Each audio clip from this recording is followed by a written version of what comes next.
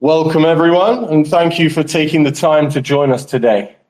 We know many of you have been a part of Unity Network from very early on, whilst others are newer to the ecosystem. And over the past few weeks, you've helped bring a truly global edge network online, spanning hundreds of cities, dozens of countries, and a wide range of devices, networks, and environments. That contribution really matters, and it's not taken for granted.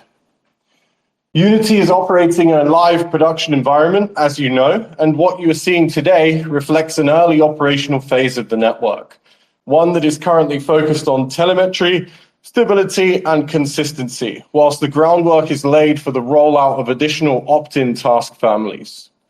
As with any system operating at this scale, progress happens in stages and is measured by what is deployed, observable, and running, not by speculation or forward-looking promises. From the outset, the figure of up to $96 was communicated as an upper range potential, hence the wording up to and not from, and not a fixed or immediate outcome. It was never stated or implied that this level of rewards would be available from day one. That figure was described as conservative because it reflects what's becoming achievable as the network matures, task diversity increases, and additional task families are deployed, not the full ceiling of what the network may ultimately support. As new tasks come online, reward dynamics evolve naturally with them, and in some cases, the potential extends beyond early illustrative figures as real demand and task volumes scale. It's also important to be clear on roles and expectations. Unity exists because of active operators, not passive observers.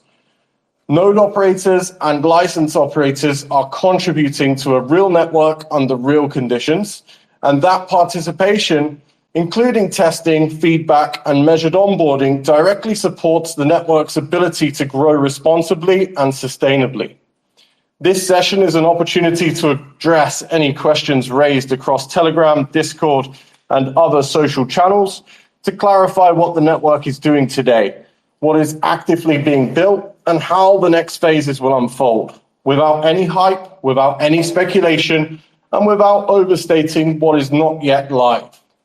We genuinely appreciate the constructive feedback, the technical observations, and the patience shown by the vast majority of the community. Your engagement plays a meaningful role in how Unity continues to improve and mature. With that, I will hand over to Omri for a few words, and then, without further ado, we'll get started and work through the questions submitted by the various partners and communities. Thank you, Josh, and hey, everyone, good evening. I'm sure by now, at least some of you know me already. I did ask Josh, sort of in an unplanned way, to join today's AMA and deliver a few points that I felt compelled talking about. So just for those of you who don't know me, I'm known here for heading the company's commercial endeavors. But I do want to give those of you who don't know me a quick background on who I am, where I come from, and what I've done. Really, in a nutshell, for the last 20 years, I've been a tech entrepreneur, what you call a serial entrepreneur maybe, across tech startups, and taking those from idea and inception stage all the way through to commercial scale. My short summary of my journey is that I've seen the good, bad, and ugly of tech startups. And I'm sharing this because I do feel that, at least in my journey, both as an entrepreneur, as an executive, as a board member in multiple companies, I do have a good perspective of everything that is happening in Minutes Network. My natural place of comfort is leading emerging tech companies really from the idea stage, from the very, very early stage, all the way down to the point of commercial scale, when the company starts talking in MRR and ARR. This is also usually where I start losing interest as an entrepreneur, but this is why I'm here.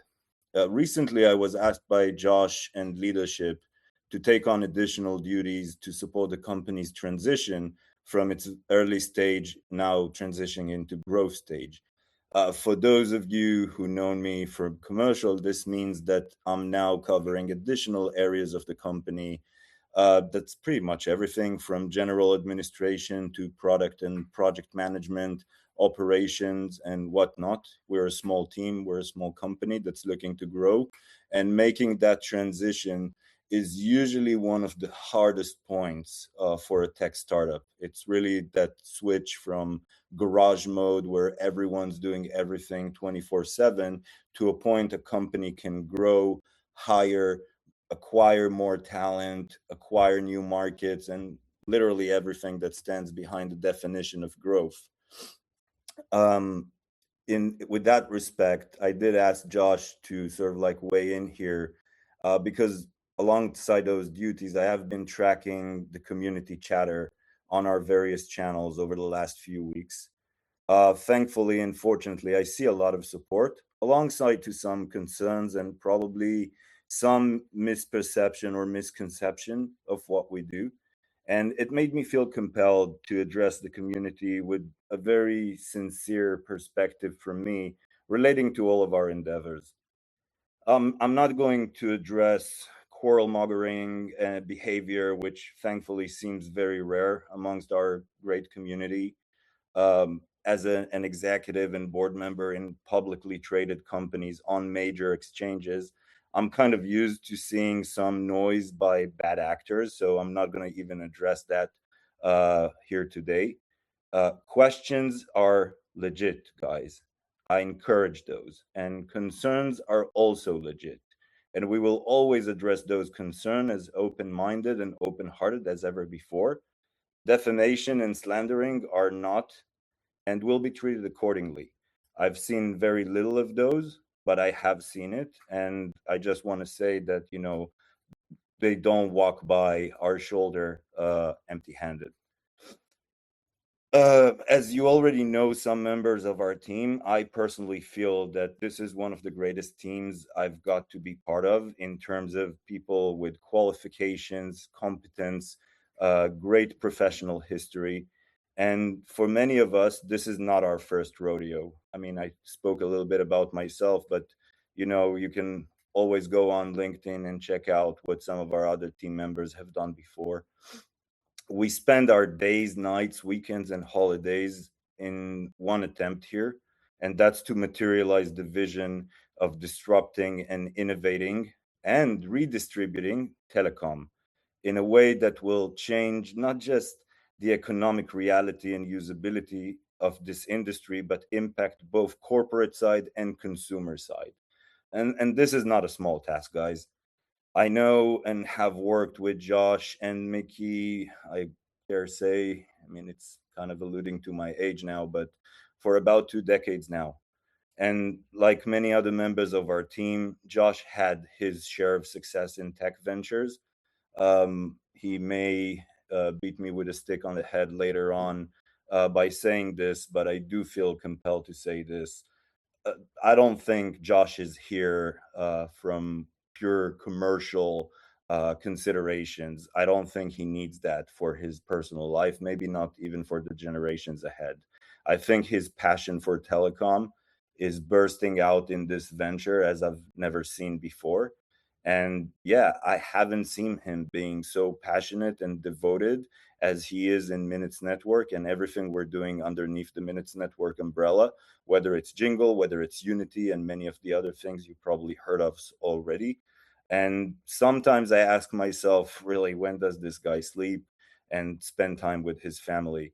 I mean, I've seen entrepreneurial devotion before.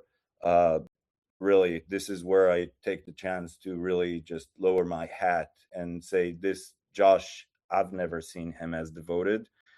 And I want to make this very, very clear. I'm not saying this not to build him up or nor his character, and definitely not put a chip on anyone's shoulder here on the team side. This is our job. This is what we've signed up for.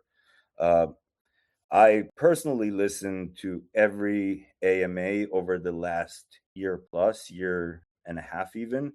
And I believe that maybe Josh's enthusiasm and passion to what we're doing here is occasionally being misinterpreted, or in some cases, maybe he just didn't explain himself in a clear enough way, and that happens, and that's fine. And I think he already touched up a couple of points on that end when he just started talking. Uh, I'm not going to address any specific points now. I really wanted to take this stage in hope to adjust expectations, if I have to put it in two words. I want to really share just a couple of key messages from my end. For some of you, maybe I'm stating the obvious. For some, maybe this will be a good alignment on what me, Josh, the rest of the team are doing here day in, day out. And in my view, what I'm about to say in terms of my points should be carved in stone and inked in the essence of anyone listening to this call, both on the team side and both on the community member side. Guys, deploying innovation in a well established, dare I say, old legacy market like telecom is not a walk in the park. Emerging tech ventures like Minutes Network and everything we're doing underneath this umbrella of products and services, uh, for entrepreneurs like Josh, this is dealing with or facing countless moving parts every day, every week, every month of the year. Uh, I'll might share a small story with you. When I raised the seed round capital for my first startup, one of my investors, who was a very famous VC investor, told me an entrepreneur in a startup is equivalent to a person jumping off from a rooftop and starting to tailor their parachute as they're dropping. And years to come, I've learned how true this statement truly is. We already met challenges and obstacles, and we meet them all the time.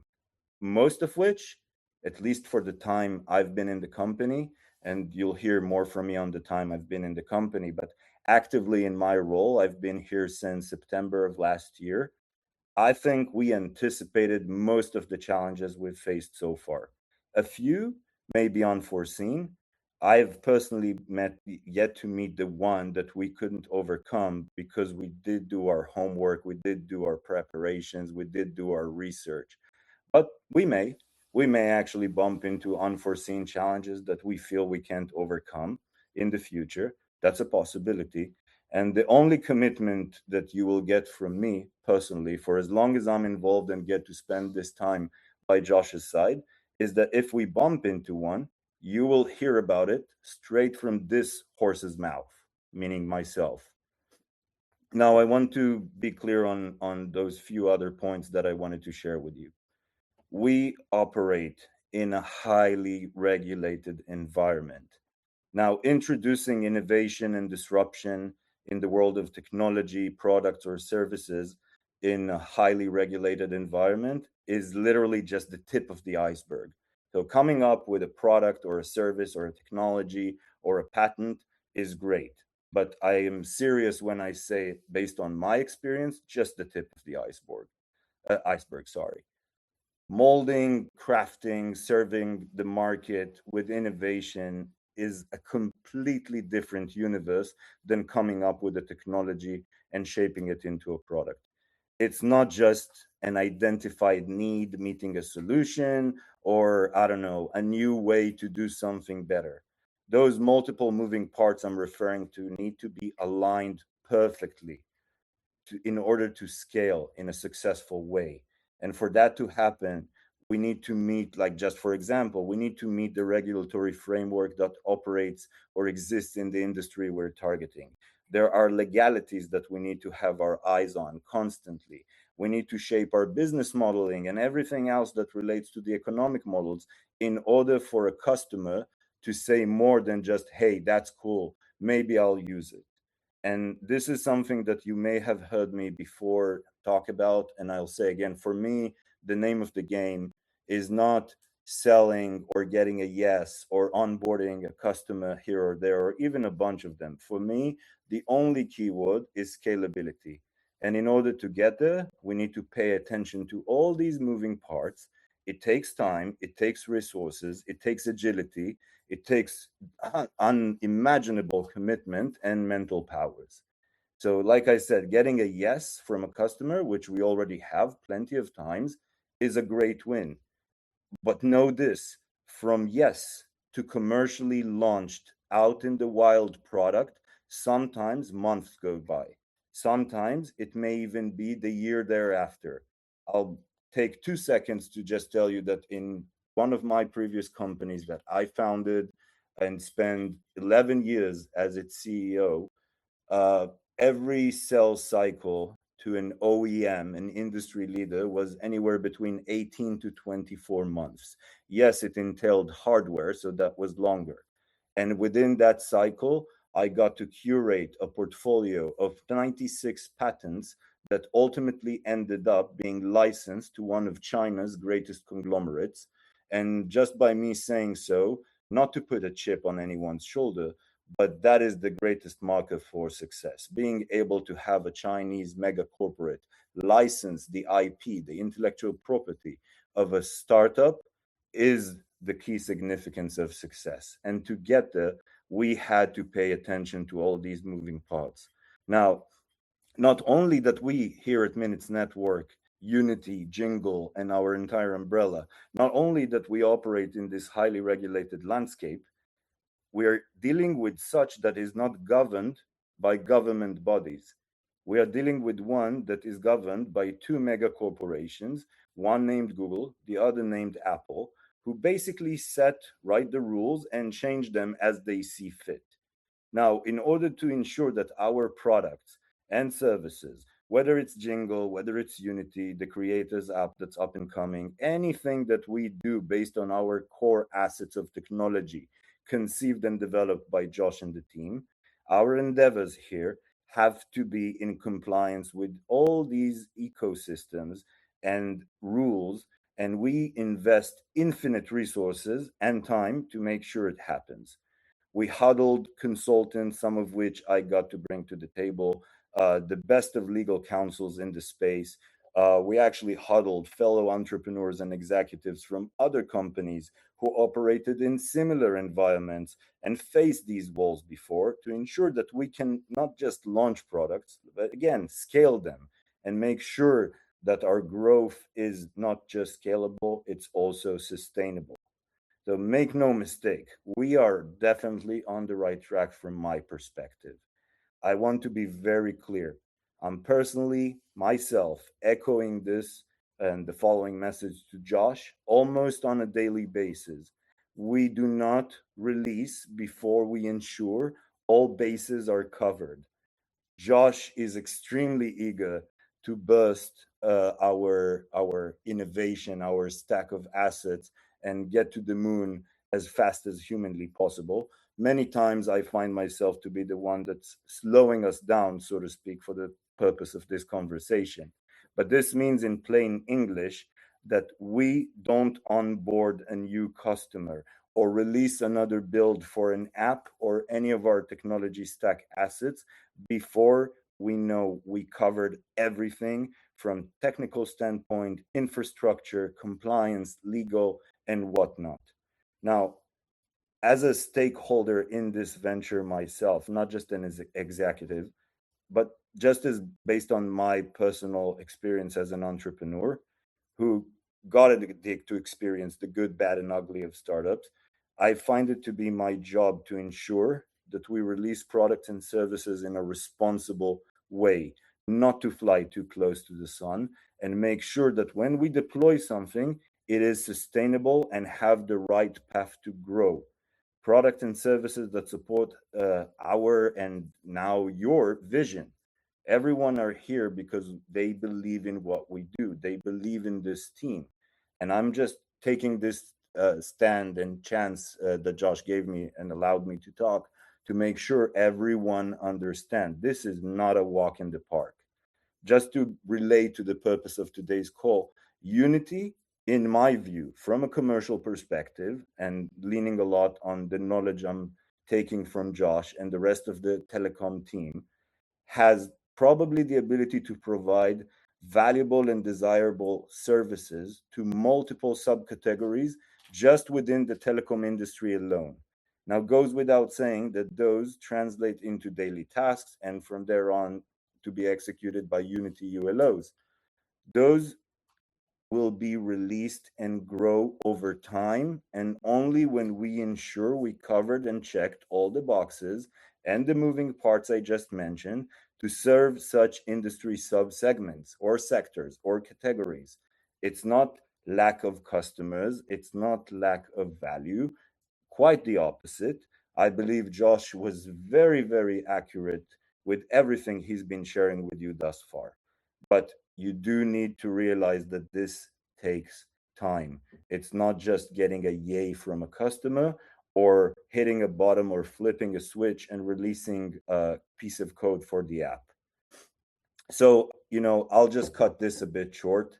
I think it's safe to say that, at least from my perspective, we are on the right track. I believe you can absolutely expect what I refer to as hiccup to occur from time to time. Whether it's a bug in an app, and I've been around for a while, I've yet to see a bug-free product, and whether it's a hiccup on our commercialization path, something may take longer, something may change. Tomorrow morning, Google may decide that they are changing something in their developers' policies, and it will affect us, and it will take us time to readjust. I'm just throwing examples of possible things that may happen. But one thing is for certain, we did validate the value proposition of everything that we are releasing from this company. You have a very enthusiastic and passionate and mostly devoted leader in this company. And I would say that towards each and every other member of the team, we get very little sleep. So, like Josh said earlier, we're here to answer questions. Josh will take over and go on to the Q&A. Anyone who ever wants to reach out to me, you probably know where to find me. Like I said, you will always hear it straight from this horse's mouth. I've been around long enough. I've done enough to make sure that we always communicate everything we need to the people who backed and believe in the vision of this company. So Josh, thank you for giving me the stage. I really just, guys, believe it or not, I just jumped on Josh about an hour and a half ago and asked him to talk, just because I've been monitoring the community channels and I felt compelled to share this with you. I don't know if I broke any news to any of you, but I did felt that this is needed. So thank you for the lending an ear, and Josh, thank you for the stage. Omri, thank you very much for those very insightful words. Your experience is obviously appreciated, and we really appreciate your input. I do believe that you'll be coming up on shows in the future as well, so we can all look forward to that, and we can sort of talk about the different commercial aspects of the different products over time, and we can sort of deep dive into those as we continue. And as Matthew, you know, there's plenty to talk about. Absolutely, absolutely. And a lot of excitement still to come during 2025. Some might say that we're touching the end of the year. Every day counts, every minute counts. There's a lot to come, guys. Keep your eyes on the releases and the social media and distribution channels, because we're not done with this year yet. Matthew, if I could hand over to you for questions, that would be great. Thank you, Josh, and also thank you, Omri. Truly excellent input. So now let's begin with the community questions. We've gathered these from the community channels. We do have a lot of questions today, so we're just going to fire away. So Josh, our first question, what is the minimum amount of UPSs required for either a UNO or a ULO to be able to withdraw rewards? $5. It has been previously answered. The minimum withdrawal amount is currently set to $5. Could you confirm when UNO country leasing filters will be available and active? As part of ongoing UI and UX improvements, country leasing filters are part of the planned UNO usability improvements, filters, sorting, bulk management, etc. We won't publish a speculative date today, but it will be called out clearly in release notes when it ships, and sequencing will be reflected in the up-and-coming roadmap. Thank you, Josh. When will the fiat payment options be ready? So we have discussed this previously. I'm not going to dive in too deeply here. The fiat options are planned as an additional convenience layer. In the meantime, supported cryptocurrency withdrawal options continue to expand, and timing and rollout details for these fiat payments will be communicated via official updates once the integrations are finalized.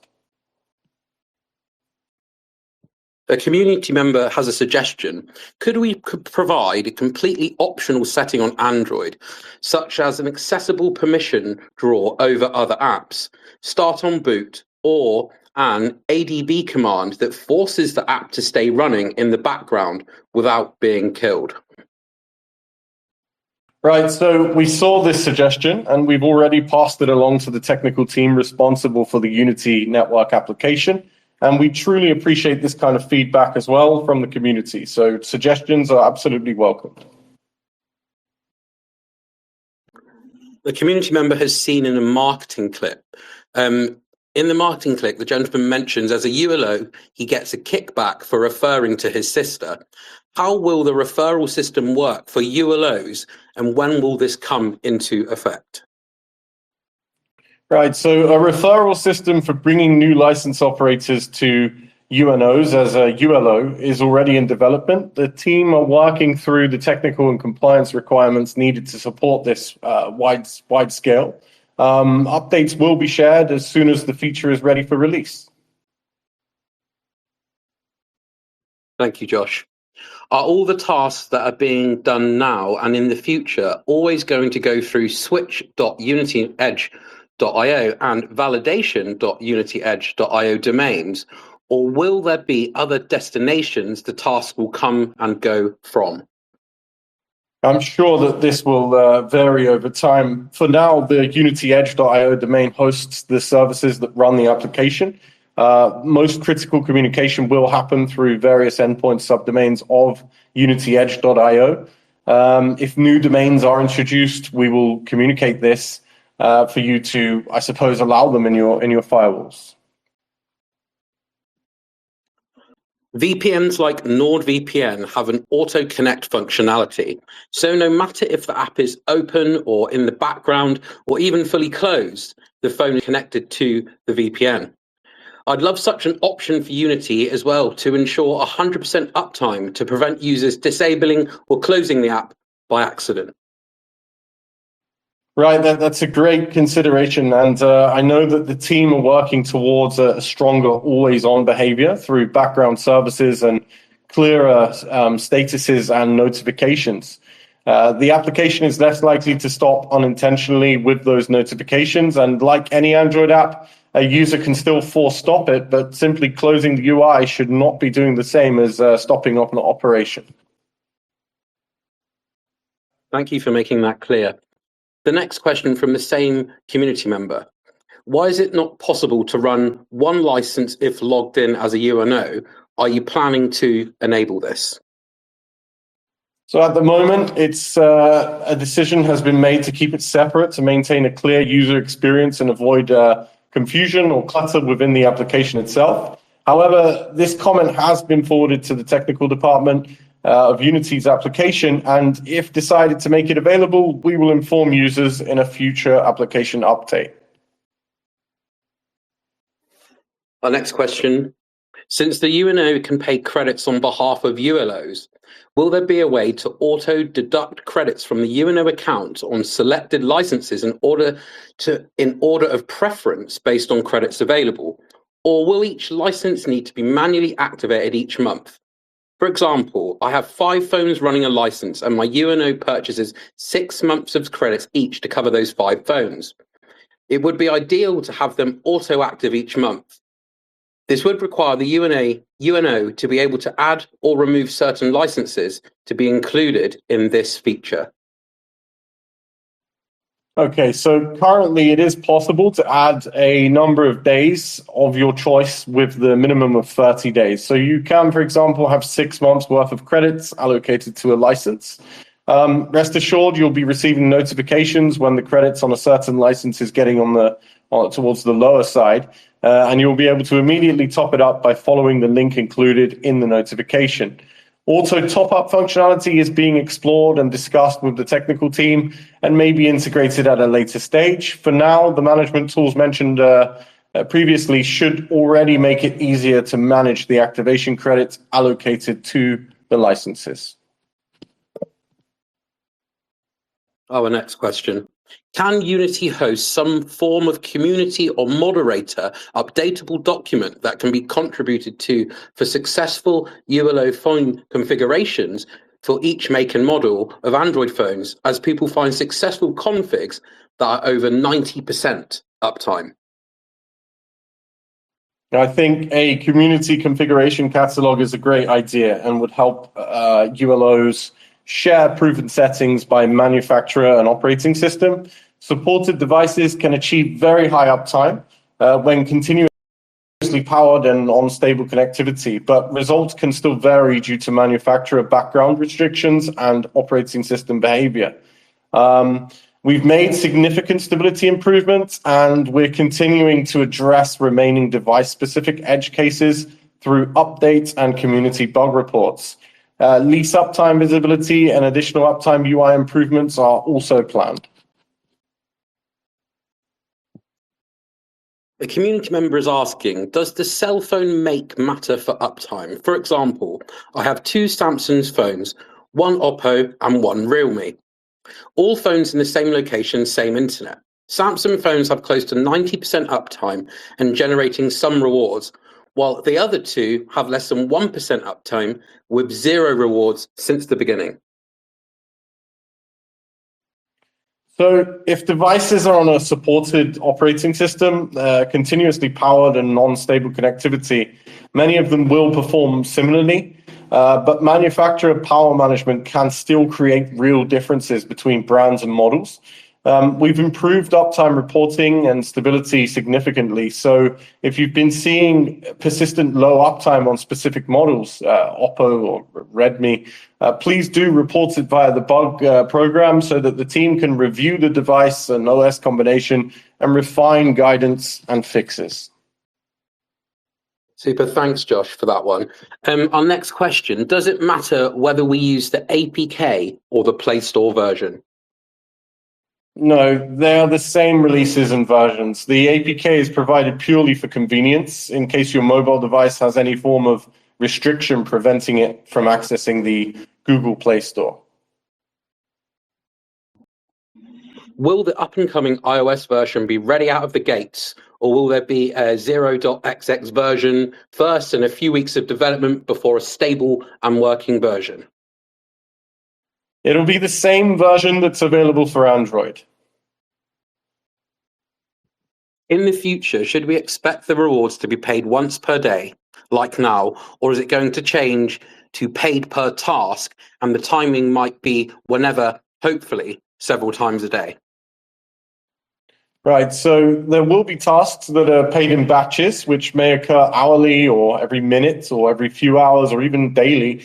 However, there will also be many minute-to-minute tasks, meaning that as soon as a task is completed, the generated network incentives are delivered immediately to that device. Our next question. When should we expect to have decent rewards continuously? Now, based on the group chats, the majority seems to be receiving between 0.01 and 0.1 UPs per day per device. Only occasionally bigger rewards have been seen, and only for the few. Okay, we are expanding the task families. There's around 15 new tasks that you'll be able to opt in and perform work on. Meanwhile, the existing tasks will expand, and the network, the network grows, and we will notice that existing providers will increase the quantity of tasks sent to the network as well. So the whole combination of a growing network, increasing demand from current tasks, whilst adding an array of new tasks will certainly make a difference in terms of reward variation. Fantastic answer. Thank you, Josh. The next community question: is there a clear roadmap or timeline for how task volume, network scaling, and partnerships will translate into higher rewards per device? The roadmap will be published as soon as it's ready. Different task families generate different reward patterns, and reward behavior becomes clearer as additional tasks are deployed. Progress will be communicated through the roadmap and demonstrated through tasks that are live and observable on the network rather than forward-looking projections. I think everybody's looking forward to a series of roadmaps. Our next question: are you currently able to attract and secure more contracts with companies to adopt the Unity network as it is right now with the current size and scale of the network?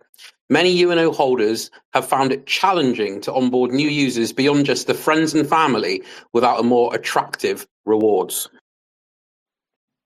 Right, so Unity is actively engaged with commercial partners and clients who are already using, testing, or preparing to use the network. As additional task families are deployed and the network continues to stabilize at scale, its attractiveness to new customers increases. Also, that being ULOs, demand and onboarding progresses alongside task availability. We don't consider the scale of the network as a factor in terms of the issuance of additional tasks being deployed to the system. Our next question: if a phone has simultaneous enabled Wi-Fi and 5G, are both usable by Unity at all times? Or does Wi-Fi have to be disabled to get 5G tasks?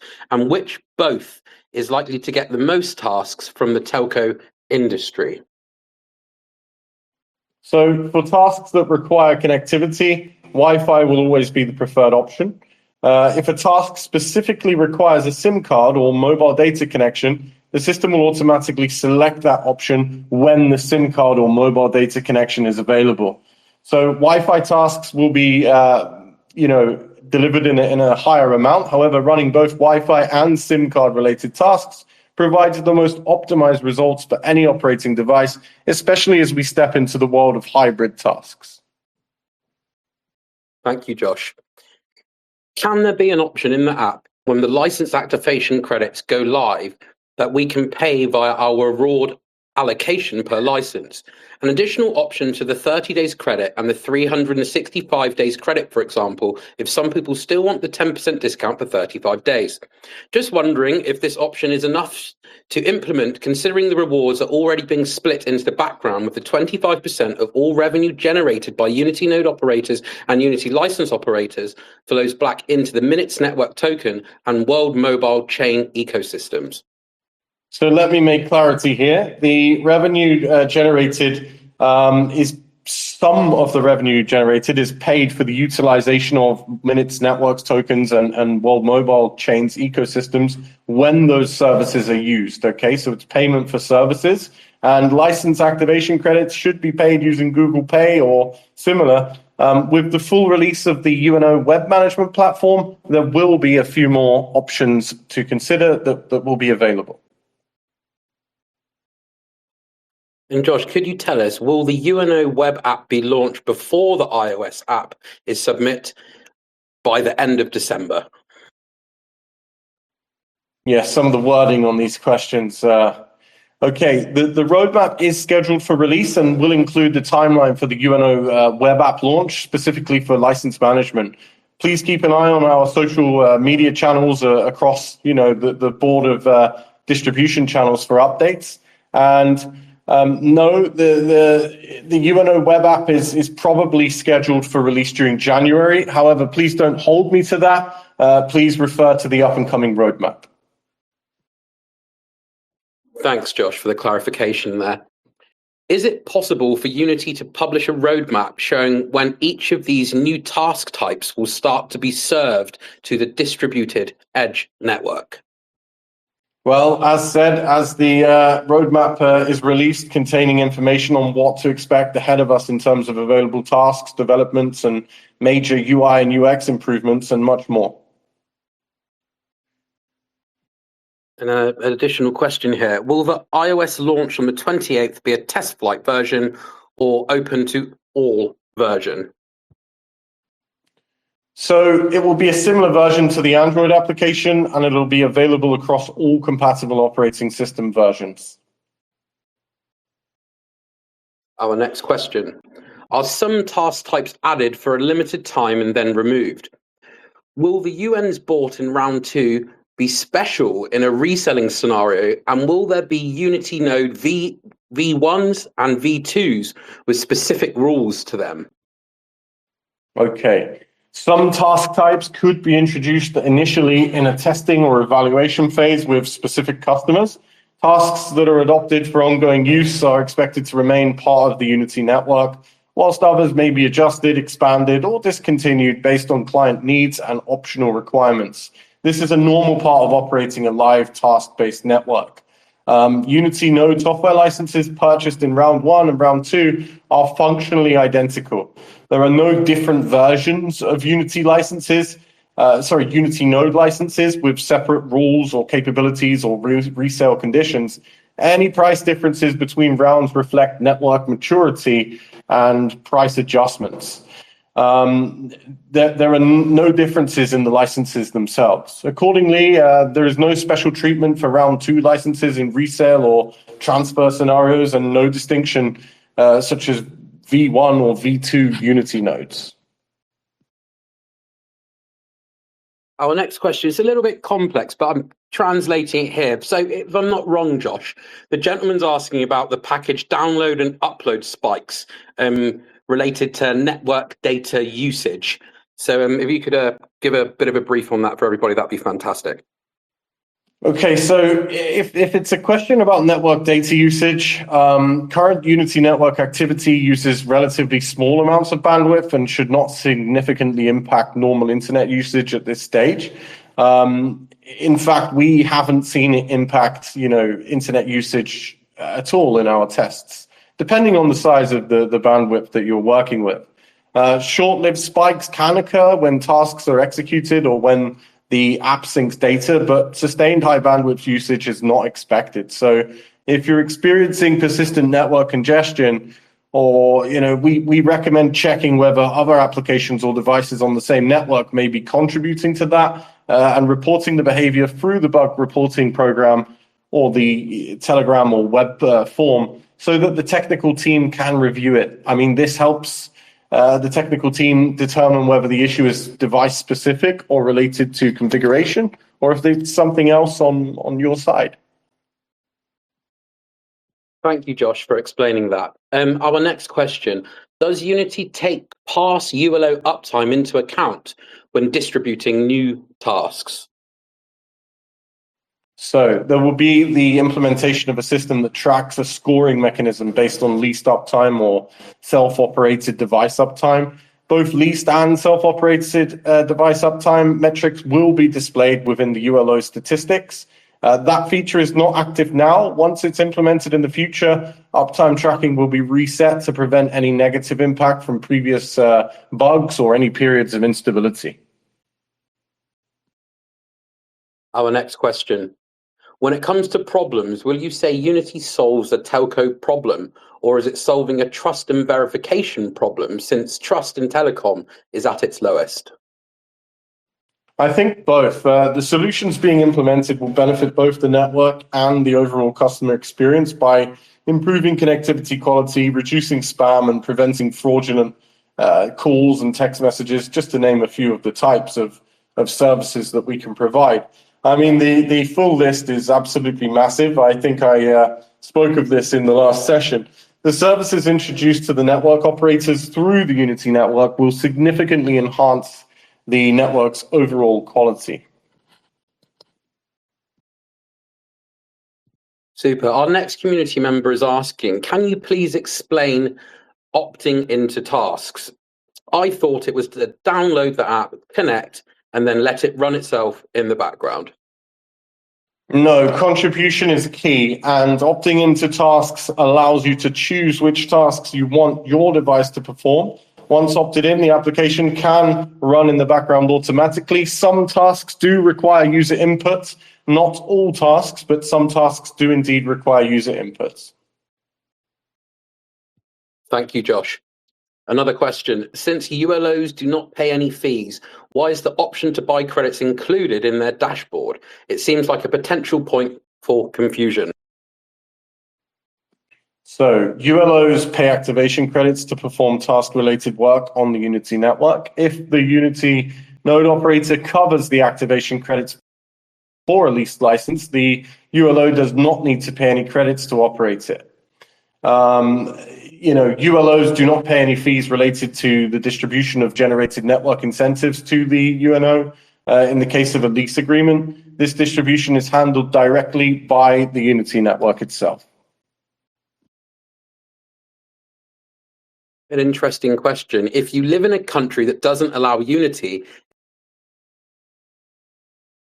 to participate.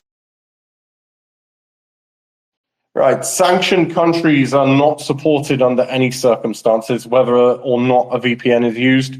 Countries with VoIP restrictions can still run select tasks, albeit with limitations, or operate a Unity node software license without any issues. Fantastic. I think we lost you there for a second, Josh, but we'll carry on to the next question. When we get to the live questions, if anybody thinks anything was missed, please do put your hand up and come to the stage. So our next question is from Callus B. Currently, the UNO dashboard is approximately 2 days behind. Will this catch up on live data at some point, showing rewards as earned? Right, so some task rewards are distributed in batches, whilst others are paid out on a much shorter time frame, as I mentioned. The Unity network is still stabilizing as the range of task families continues to expand. Our next question, will the app battery usage reduce over time? Will the current battery usage remain the same in the future, or only decrease, or only increase?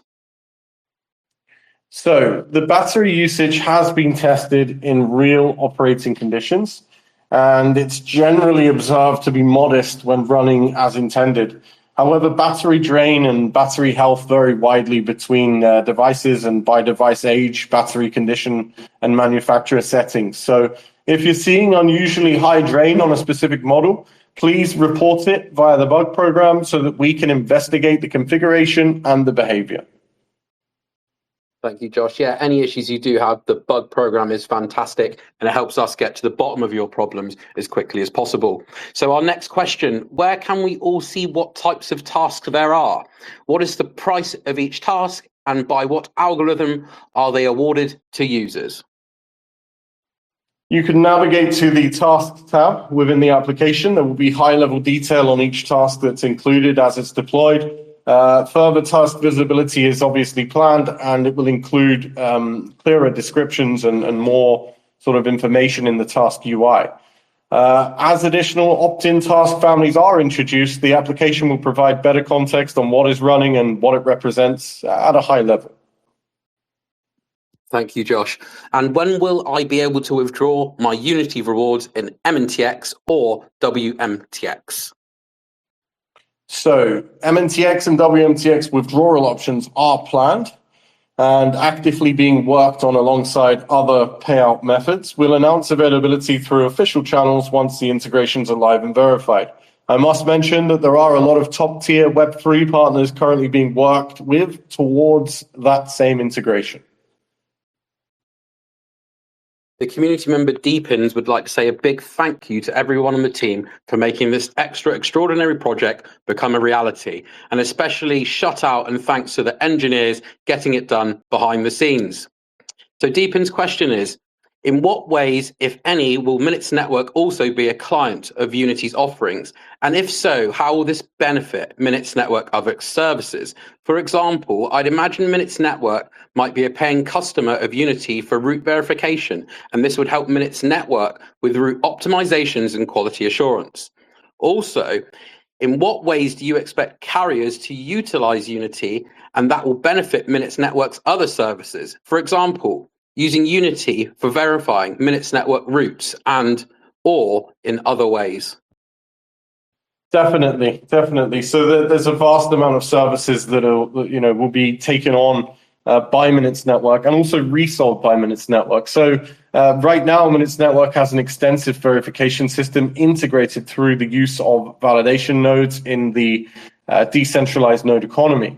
These nodes ensure high quality connectivity, optimal routing paths, and destination uptime, and more. Those tasks will be available soon via the UI of the Unity Network application. In addition, Unity Network will introduce further metrics to support the networks from which calls are received, as well as, in a few cases, intermediaries involved in routing to the destination. This will enhance overall routing quality from customer A to endpoint B. Thank you for the clarity there, Josh. Our next question. It feels like some UNOs would benefit from some clarification on marketing. Can you answer the following? Is it accurate for UNOs to view themselves as a diversified extension of Unity's sales team? I think it's important to clarify this for any future node owners who may assume owning a node is just a passive source of income. So it's not passive income, it's contribution-based income, proof of work. And UNOs should think of themselves first and foremost as active operators, not passive holders.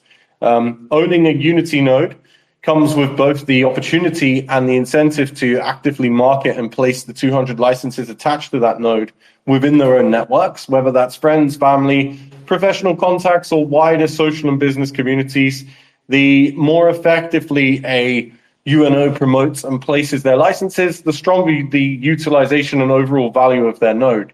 Unity is not designed for owners simply to sit back and wait. Engagement and proactive license placement materially impacts outcomes.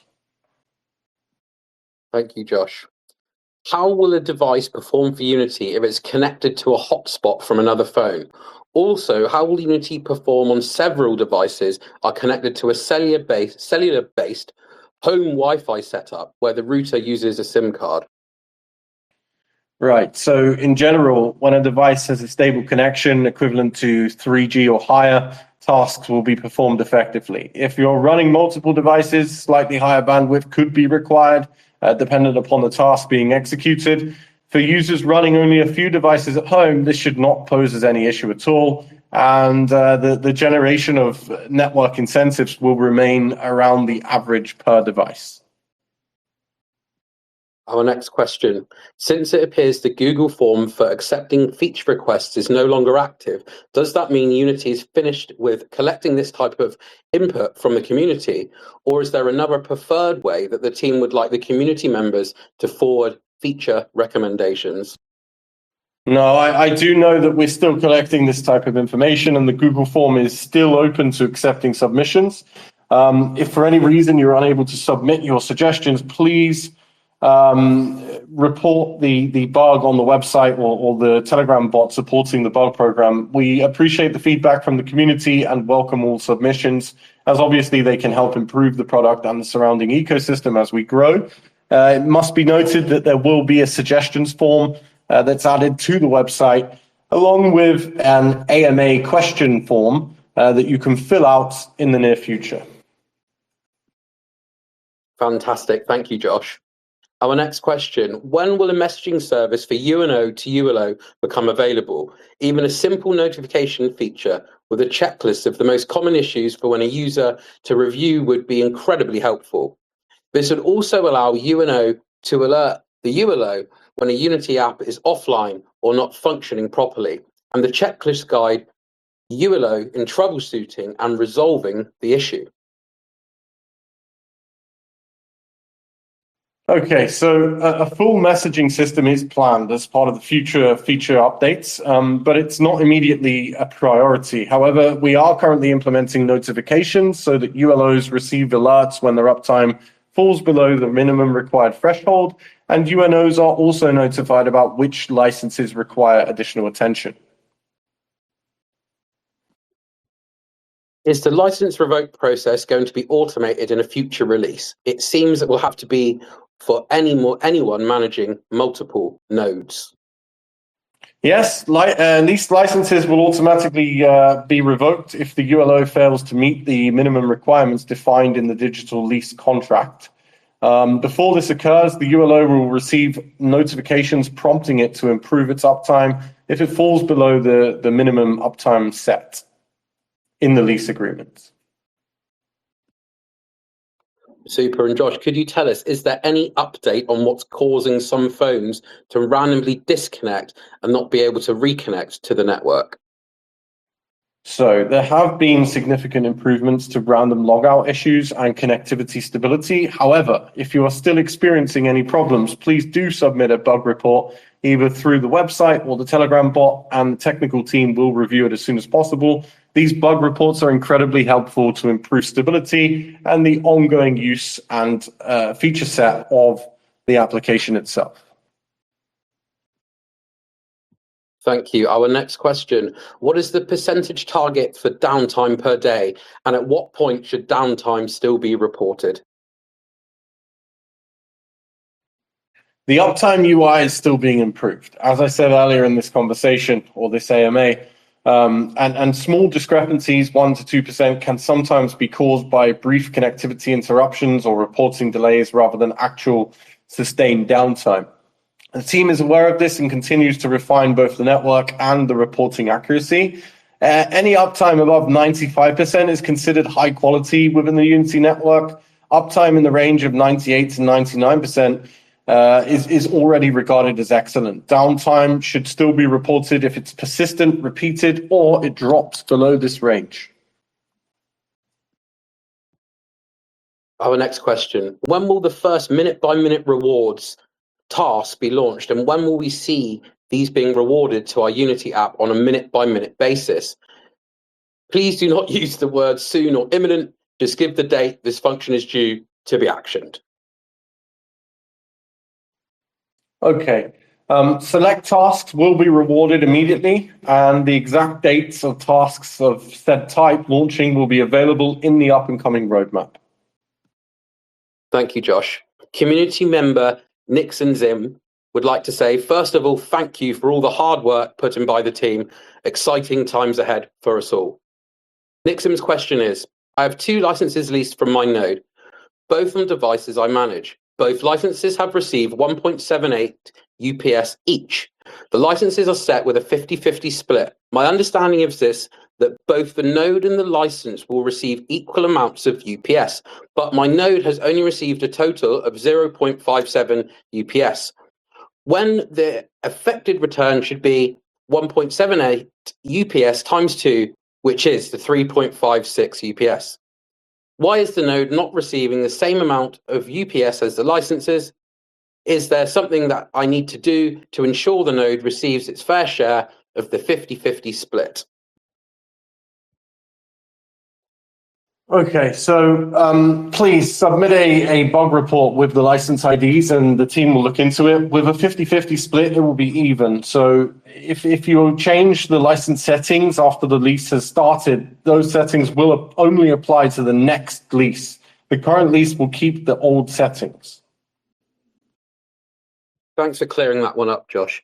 The next question, I see a lot of countries. Are there any countries where Unity wants to have a few ULOs running before 2026?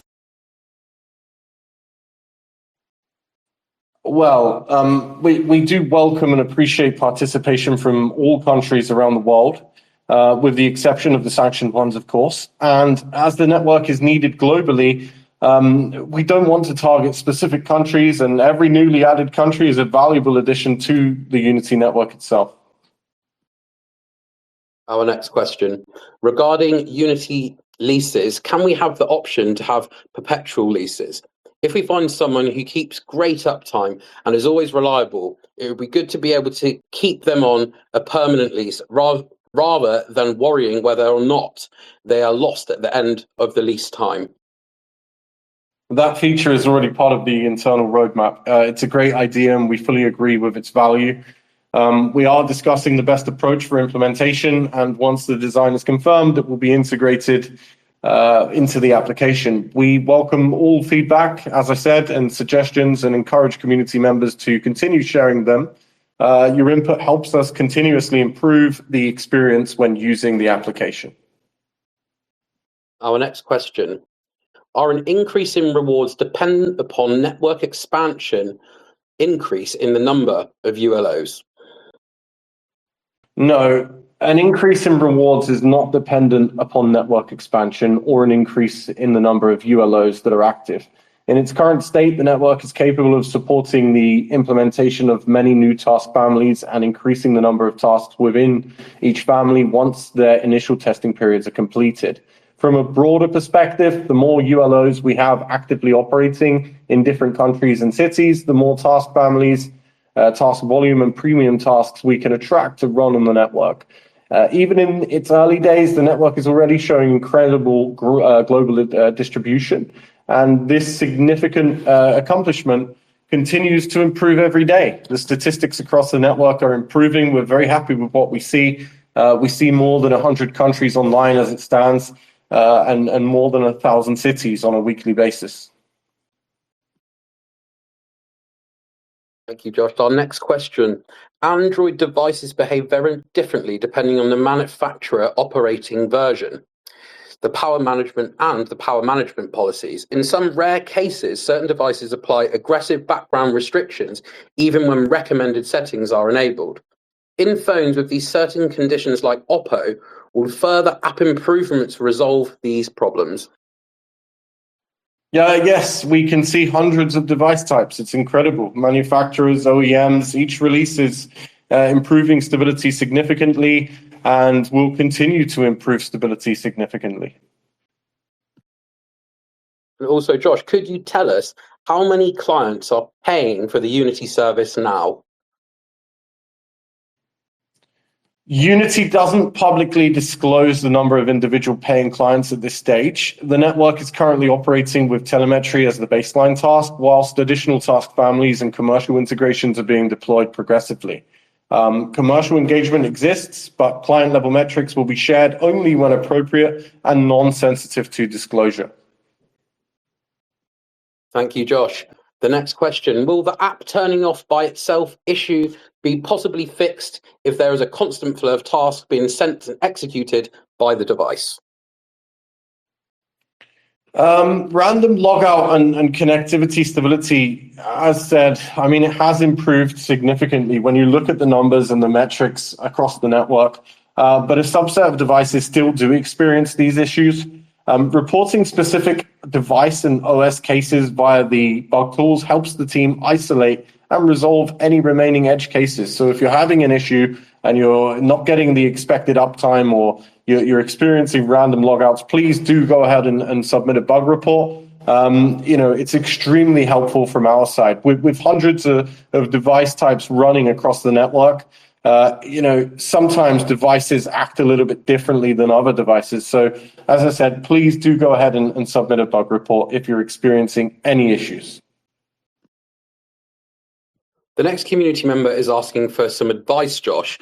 Can you give us node operators some advice? What should we do right now to nurture the ecosystem? Should we, 1, just keep testing with the current devices and wait for the rewards to go up before onboarding any more licensed operators, or 2, promote and actively onboard more licensed operators to grow the network, but risk losing their faith if the rewards won't go up fast enough, or possibly 3, something else, and what could it be? Right. So the most helpful thing that node operators can do right now is to participate in a measured and informed way. So this includes running devices as reliably as possible based on the guidance that's currently available and sharing feedback when things don't behave as you expect. Operators are not expected to know or diagnose all technical issues themselves. Identifying and reporting on unexpected behavior is already very valuable to the network. Onboarding additional licensed operators can be positive when done thoughtfully and transparently. Anyone being onboarded should understand what the Unity network application does today. They should understand that the network is still evolving and that tasks and rewards change over time. Setting these clear expectations helps build long-term trust and avoids frustration. So there's no requirement to aggressively recruit or scale quickly. Continuing to participate, continuing to provide feedback, and onboarding others only when comfortable all support the Unity ecosystem at this stage. Super. That was some great advice and some clarification there. So our next question, can we please get a pop-up on the front page of the app that states an update is available whenever a new version is released? Absolutely, definitely possible. This feature, along with a wide range of notifications, is currently being developed and will be implemented in a future update. And also, Josh, can the app show the task, say what kind of task it is, the task duration, the task finish, and the task reward? Yes, full details for each task will be shown in the application.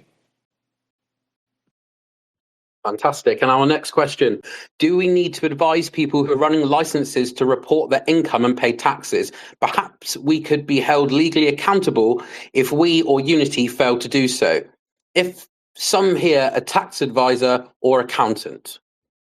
Very important question. Everyone is responsible for their own tax obligations. This responsibility does not fall on the Unity network, as with income earned from cryptocurrency trading or any type of such trading. Individuals are required to report such earnings in their own tax declarations. It's not the responsibility of the exchange or platform to handle personal tax reporting. So it's the same situation here, and the ULO is responsible for their own tax reportings, and it's nothing to do with Unity Network. It's a personal issue. Thank you for making that so clear. That is a very important point. Our next question, being that the Google Play Store addresses to the Unity app is a bit long and complicated, I was wondering if, to make things easier, a link was added in the APK app to download the Google Play Store version. So that's a great idea, and it's already been shared with the technical department. By the way, the Unity application is currently rising quickly in the Google Play Store rankings.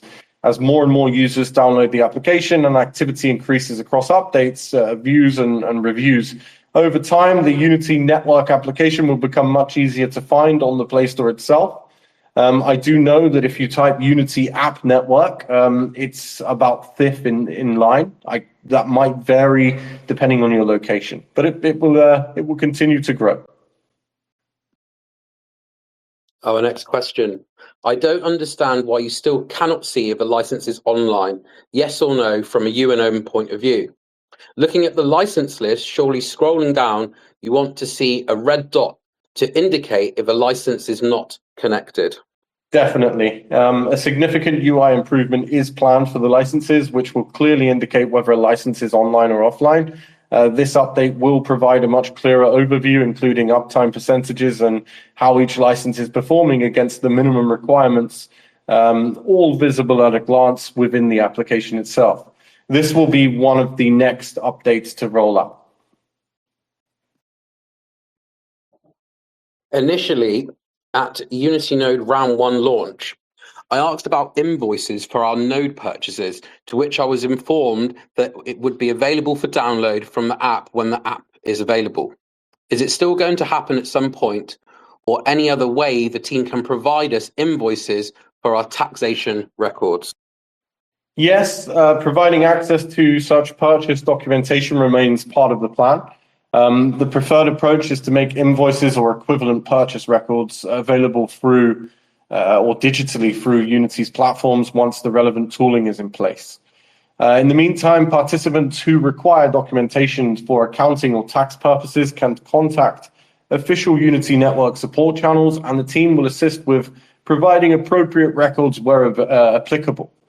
Further details on how and where documentation can be accessed will be communicated through the official channels once the implementation has been finalized.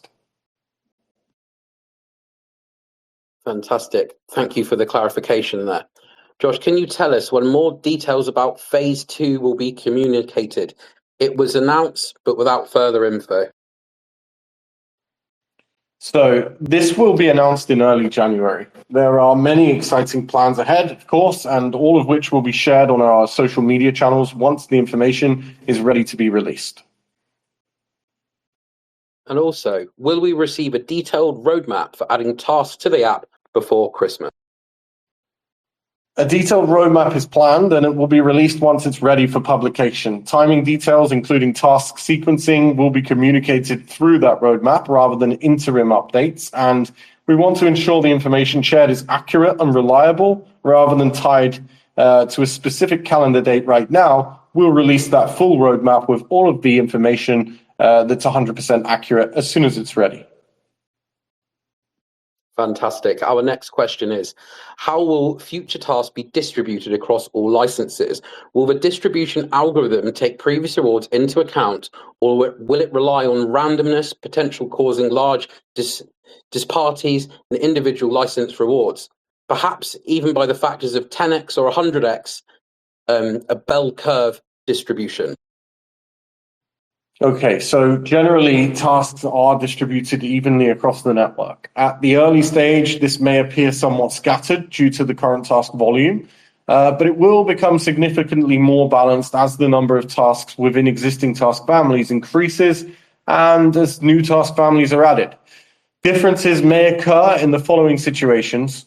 When a task is country specific, when a task requires a SIM card for testing, and it will be clearly stated within the UI of the application when you opt into a task, all of these requirements. And devices with higher uptime and more stable connectivity may receive more tasks overall. And the number of tasks a ULO has opted into, and if the task, such as fault identification, is based on probability. Super. And Josh, could you tell us when will the ETH Mint be available? The timing details for the Ethereum Mint will be communicated in the up-and-coming roadmap release. I don't want to give you a date today that could change in the future. We'll give you a concrete date on that in the upcoming roadmap release itself. Super. Thank you, Josh. I can see that Mickey, Mr. Telecom, has joined us on stage. So happy to have you here with us, Mick. So we'll go now to our next question. How many FTEs are working on Unity, and what does its organization look like? Right, so Unity is supported by a lean, focused core team, and it's complemented by additional contributors who support specific functions as needed. The core team currently represents approximately 7 full-time equivalent roles covering product ownership, technical leadership, and software development. Beyond the core team, Unity works with specialist contributors, as Omri said earlier in this AMA, on a part-time or on-demand basis across areas such as design, UI, UX, and visual assets, or special expertise relating to tasks. Additional support functions include quality assurance, documentation, customer support, and operational roles are provided through extended resource as required. The structure that we have is designed to remain efficient and adaptable, allowing the team to stay closely aligned while scaling specific capabilities as the platform evolves. Super, thank you for the details there, Josh. Our next question, what needs to be done before the system can process the expected amount of work that will deliver the advertised conservative revenue? Give us the full list of issues that need to be resolved. Yes, the up to number that's been communicated, the primary factor is continued deployment of additional tasks on the network. As more task types are introduced and made available, overall activity and workload naturally will increase. Alongside this, the network must continue to operate reliably across supported devices and platforms with stable execution, reporting, and settlement.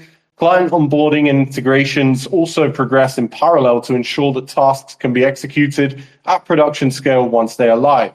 So in short, to summarize, increased activity is driven first and foremost by more tasks being deployed on the network, whilst ongoing operational work ensures that those tasks can run consistently and at scale. Updates will continue to be communicated as new tasks are introduced. Thank you. Our next question. Will we have some good Unity numbers in time to talk about it with friends and family over Christmas and New Year's celebrations? This is a great opportunity for us to enlist a lot of ULOs and help them set up when we are meeting in person. Some operators, as we've seen across the various social channels, have already seen meaningful rewards from specific task outcomes. That said, early reward patterns vary and are not a representation of mature network conditions. As additional tasks are introduced and the existing task volume increases, participation and rewards are expected to become more consistent across the network. Our next question. Given the app instability across the network these past few weeks, that has prevented a lot of Unity node operators and licensed operators to maintain a proper uptime. Will there be some sort of reset of the uptime values once we start paying the fee in order to start with a clean slate, or will the licenses with low uptime need to be revoked and reassigned to start new? So a lot of the UI, a lot of the uptime issues are revolving around UI side bugs, most of which have been resolved depending on the device type. If you are seeing a consistently low uptime, please do submit a bug report. And the no need for activation credits was specifically intended to cover the time during which the application experienced uptime, visual uptime issues on the UI side. A reset has been discussed internally, and we will proceed with the option that makes the most sense. Hold tight, we'll share more details once everything is ready to be discussed publicly at the appropriate time. A community member's asking here, so he says, it would be helpful to understand when people will receive their additional licenses via their referral code that's being used. During January, those who made referrals will receive their additional licenses during January. Fantastic. How many of the tasks mentioned during the node sale AMAs are actually code complete and ready to be added to the app? This answer to this question will give us a decent understanding for the community what to expect next. So whilst the UI side and the UX side of the node license distribution platforms and ULO sort of usage platforms are a big feat themselves, the testing that we've done over the last year plus is an even bigger feat. We've tested multiple commercial tasks, and those are all code complete. Today's rewards reflect early operational conditions, and future rewards depend on the deployment of those additional tasks rather than assumptions about launch day economics. The roadmap will detail exact dates for these integrations to come. Super. Our next question. During the internal testing phase, you told us the Unity app earned over $90 per phone per month on average. However, current testers are earning only around $3 per phone per month. Some devices have been rewarded with more than $90, whilst others were rewarded with less. It all depends on the network parameters, and we did not state that every device would be rewarded $90 per phone per month. And please note that it's up to $96, and that is a conservative estimate based on factual information. The network has huge potential, and it's a people-powered edge network. It's extremely valuable in its mature stage, and as we grow. However, it should be made clear that it was never said that ULOs would earn the full $96 or more from day one. We can expect the amount of rewards earned to increase over time as those additional tasks that we've been talking about are deployed to the network. Fantastic. We have a suggestion from another community member. Why not drive the sharing economy concept to the max and reward all licenses based on uptime with an equal share? No matter who does the job, everything gets split equally by the percentage uptime you bring to the network. With that way, you stop jealous and concurrent thinking and start a movement with all the people together. Right. So it's not based on a joint effort. It's based on contribution. And it's not possible to do that because it would remove the incentive for participants to maintain high uptime and keep network parameters optimized. An incentive-driven network model depends on performance-based rewards and contribution-based rewards, and equalized outcomes would undermine the entire model. Josh, can we expect the UNO web portal to have essential tools like tagging, checkbox selection, CSV export, and bulk leasing code management by the end of December? By the end of December, no. The UNO web portal is, however, designed to be feature-rich with deep management in mind. The exact release date will be communicated on official channels. I will not provide you with an exact release date for that today, but it's not too far into the future that this feature set will become available. Thank you, Josh. Our next question, when do you think we can honestly say that this project really has outdone itself when it comes to delivery and visible execution? Since much of it is behind NDA walls and such, when will there be no doubt for where this project is headed? Not only for the guys working on the project, but the community as a whole. So the network is already massive, and what we've achieved so far is unparalleled. On the first day alone, we already outpaced the number of countries and cities where tasks can be performed and sourced compared to what any centralized network could achieve over an extended period of time, if at all, right? So just to add on that, the network will be here for many years to come. And it will continue to grow stronger every day. It will be impossible to ignore in its, progressive state. We're also seeing growing interest from developers who want to build on the Unity network with their own innovative ideas and plans, and we have only just scratched the surface of what's possible. The number of tasks that are planned to be implemented in the application is, massive, and this is really only the beginning. Our next question. During the recent weeks, we've seen that some operators occasionally receive sustainable rewards of $10 or more per task. Others mainly receive rewards in the ballpark of a few cents per day per license. What specifically are those tasks that pay a few cents, and what specifically are those tasks that pay $10 or more? Under the telemetry model, when a fault is found, it's rewarded according to what the Unity network is paid for that data.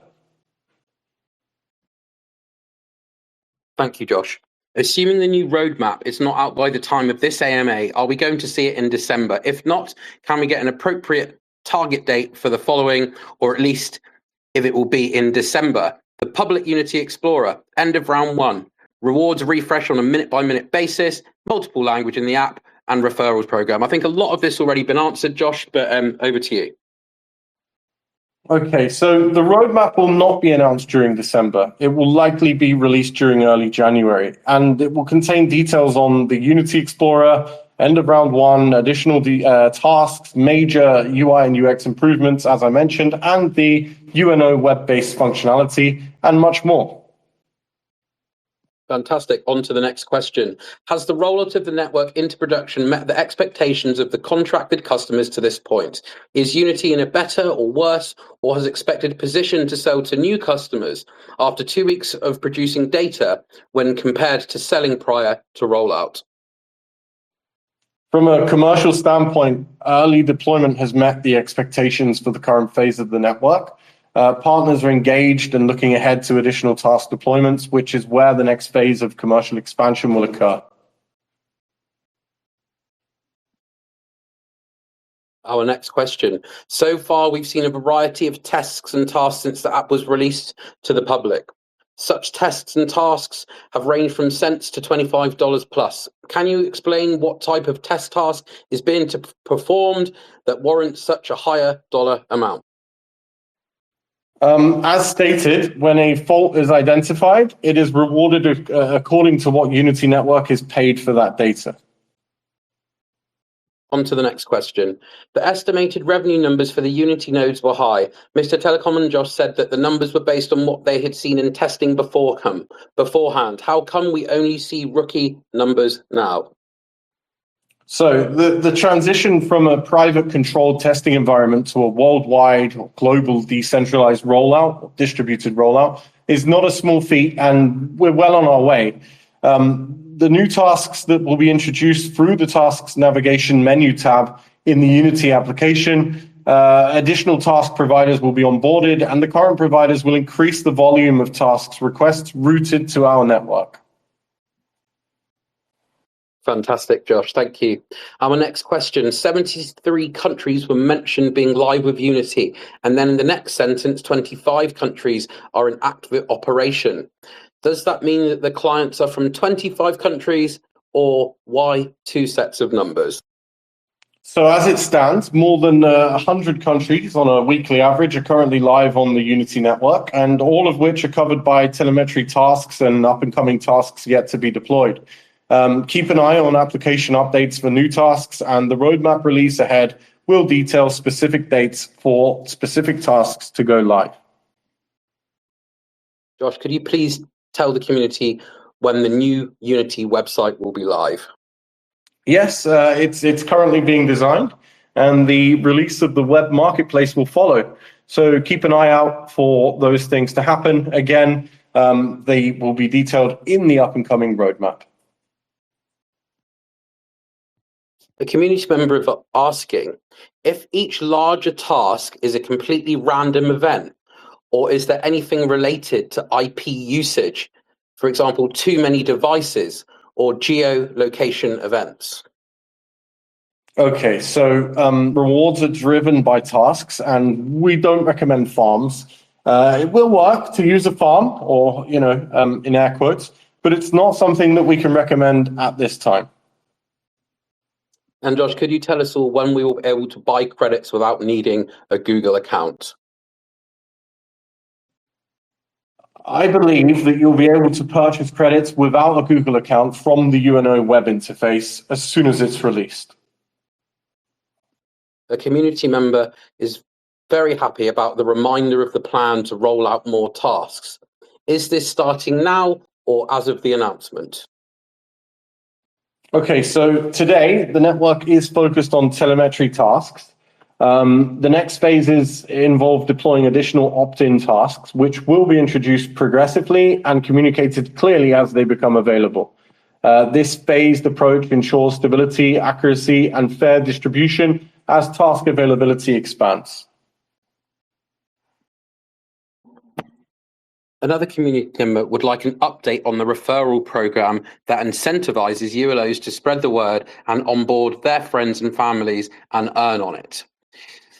This will be the central marketing element to make Unity go viral, because then it's also attractive for influencers to post their code and attract new ULOs.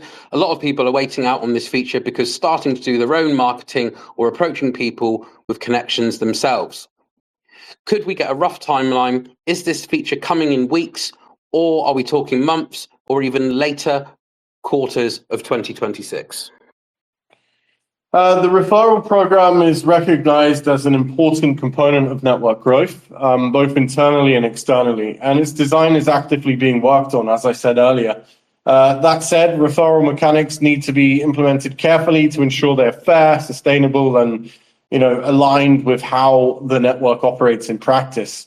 So for this reason, no specific timeline or structure is being announced at this stage.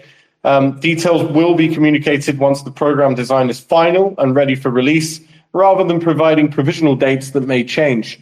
When introduced, the referral program will be announced clearly through the official chair network channels, and there will be full details on how to participate and how participation works. Thanks for the clarity there, Josh. Is the current daily reward averaging about 0.9 cents per day, UPS per day, for uptime only, or are the actual tasks being performed for that reward? So telemetry data is being consumed and performed. Uptime is heavily related, because if your device is offline, you won't be able to contribute data to the network. We have another question here about fiat withdrawals. So Josh, do you have an update on what countries will be eligible and maybe in what timeline they will be available for fiat purchases? So first and foremost, this is a Web3 project. We designed, the product with the team to be attractive to other Web3 projects and to cross-pollinate the communities. There is a game plan here, and we are not drifting from it. Fiat payments will become available in the future. Details will be communicated through official communications and confirmed through application updates as features are released. We are expanding our range of supported cryptocurrencies whilst exploring local payment methods in regions where we see a significant community of ULO and/or UNO operators. Thank you for the in-depth answer there, Josh. We have a question regarding iOS versions. Do we know the minimum iOS version? So, more information on the minimum iOS version will be released on or before the 28th of December. We don't expect it to be an extremely high version, just like Android. The idea here is to support as many of the different device types as possible. Sometimes manufacturers or OEM operating systems can impose limitations. We will obviously always do our best with the technical team to navigate these limitations. But we don't expect it to be, iPhone 17, for example. Our next question regarding the referrals. Booboy mentioned a 10% referral. Does this only apply in the Philippines? No, a referral program will be open and operational in the near future, and it won't exist only in the Philippines, but it will be operational globally. Thank you, Josh. Our next question. Is the dev team planning on adding a force update feature on the Google Play version? It's a feature that prompts the user to the App Store to download the latest version, if there's one available. Whenever they open the app, having to update that manually feels so 2010. Right, so updates on the Google Play Store are managed through the user's device settings, whilst users can enable automatic installation of updates on their end. An additional update prompt feature can also be developed. This has been forwarded to the tech department for further review, and it will be available to be enabled through the settings menu within the application. The next community member's question, I think, needs some further clarification, but this already has been answered previously 2 times. We were told that $96 was conservative, yet right now many can't even reach $1. This puts our entire network of contacts at risk. What kind of returns can we realistically expect over the next 1 to 2 months? So they're not returns, they are incentives for work contribution, and up to $96 was set as a conservative figure because the people-powered network is extremely capable and valuable. As the new task types are deployed on the network and you participate via contribution, you can expect the number of incentives earned to increase. Stay tuned for the roadmap to come out.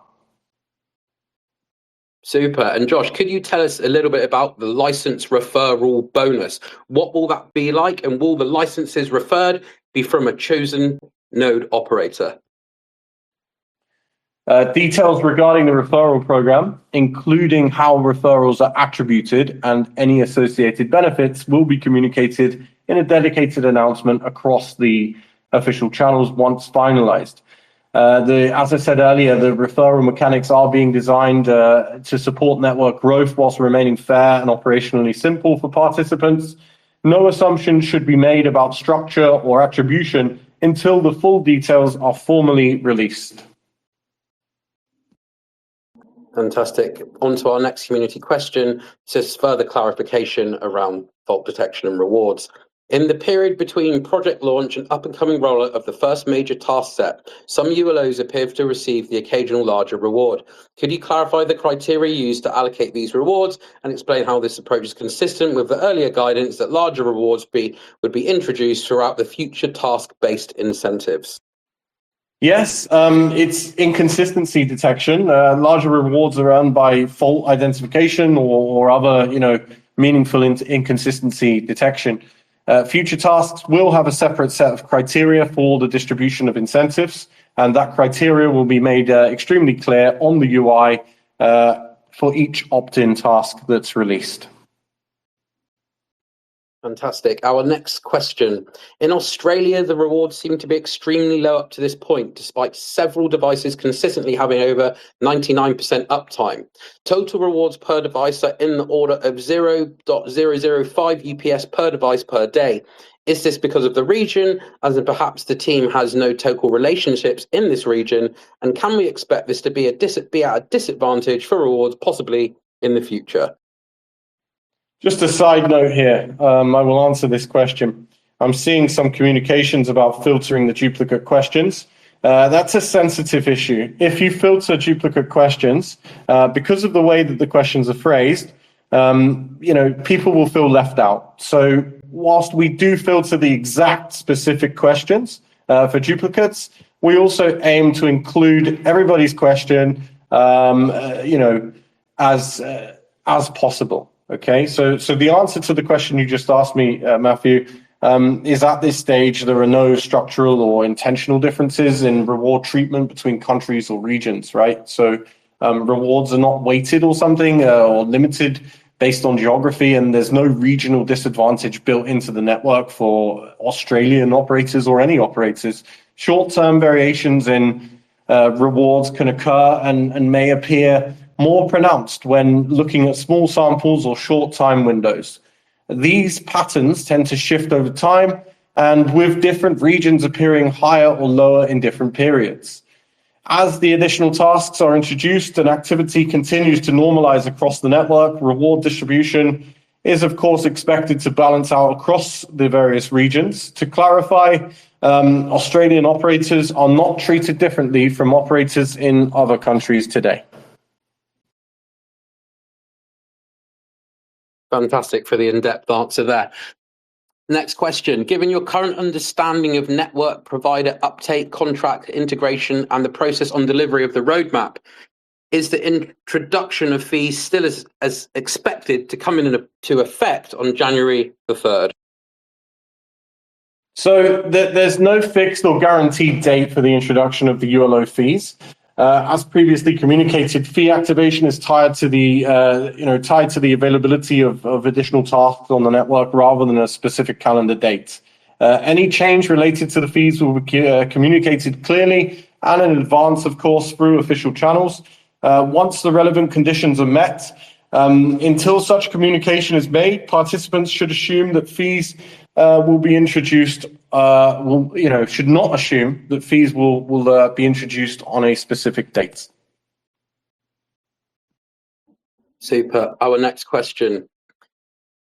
How come before launch you repeatedly said the app is ready, we have enough task lines up for a full 1.2 million licenses, we're ready to hit the ground running, no mention of a lower reward period, not in the AMAs, not on the roadmap, but we're still making out as if it was always communicated as rewards will ramp up slowly? Maybe I missed the communication, and if so, I apologize for wasting our time with this question, but I think a lot of community members would appreciate some links or references to those communications, because I've checked and I can't find any mention of it anywhere, not even on the latest available roadmap. So let's answer this again very clearly. On the official website, it states up to $96, and at no point was it stated or represented or promised that the full up to $96 reward level would be available at launch. This figure was consistently communicated as an up to potential outcome, contingent on the network reaching sufficient scale and on multiple task categories operating concurrently, also dependent upon network conditions. From the outset, Unity was described as a network designed to scale progressively into a large people-powered edge network consisting of today 1.2 million ULOs. By definition, this model involves phased deployment, incremental expansion, and the gradual introduction of additional task types and reward opportunities. It does not imply immediate availability of the network's maximum potential economics at launch. Some participants may have inferred that the up to $96 figure would be achievable immediately. This is an assumption and it's incorrect. This does not reflect what was stated or promised or communicated. And it's important to distinguish between participant assumptions and formal communications made by the team. References to the app being ready were intended to indicate that the platform, back-end infrastructure, architecture, and task pipeline were production capable. This did not mean and was never represented to mean that the network would launch with all task categories active or at its maximum economic potential on day one. That said, Unity recognizes the importance of continued clarity and will continue to move forward with explicit differentiation between upper range potential outcomes, phased rollout expectations, and live realized incentives available at any given time.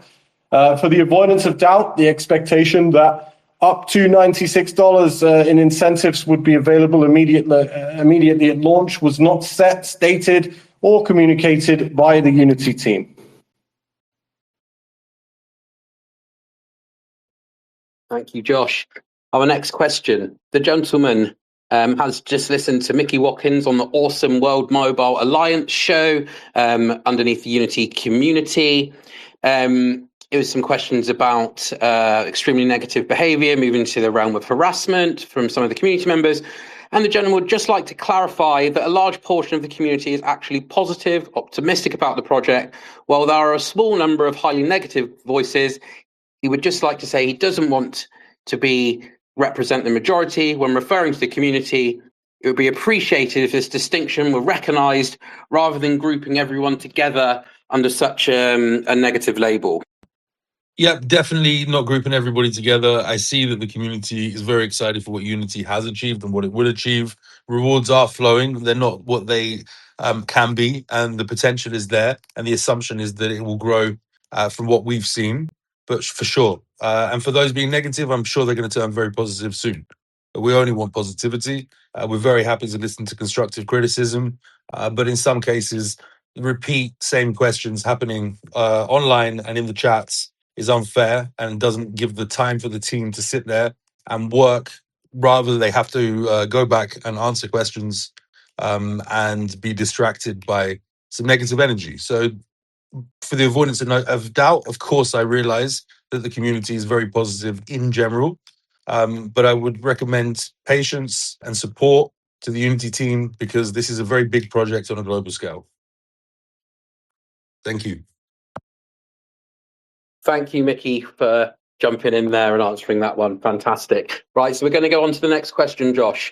With leasing fee covered until January the 2nd, what happens after January the 2nd if we created a marketplace-based lease beforehand? Will the fee be covered for all leases created before that date or only for ones that get bound and accepted on the marketplace? If not accepted before January the 2nd, will pre-existing leases simply stay cost covered for a month or default to UNO pays or ULO pays or get cancelled or maybe something else?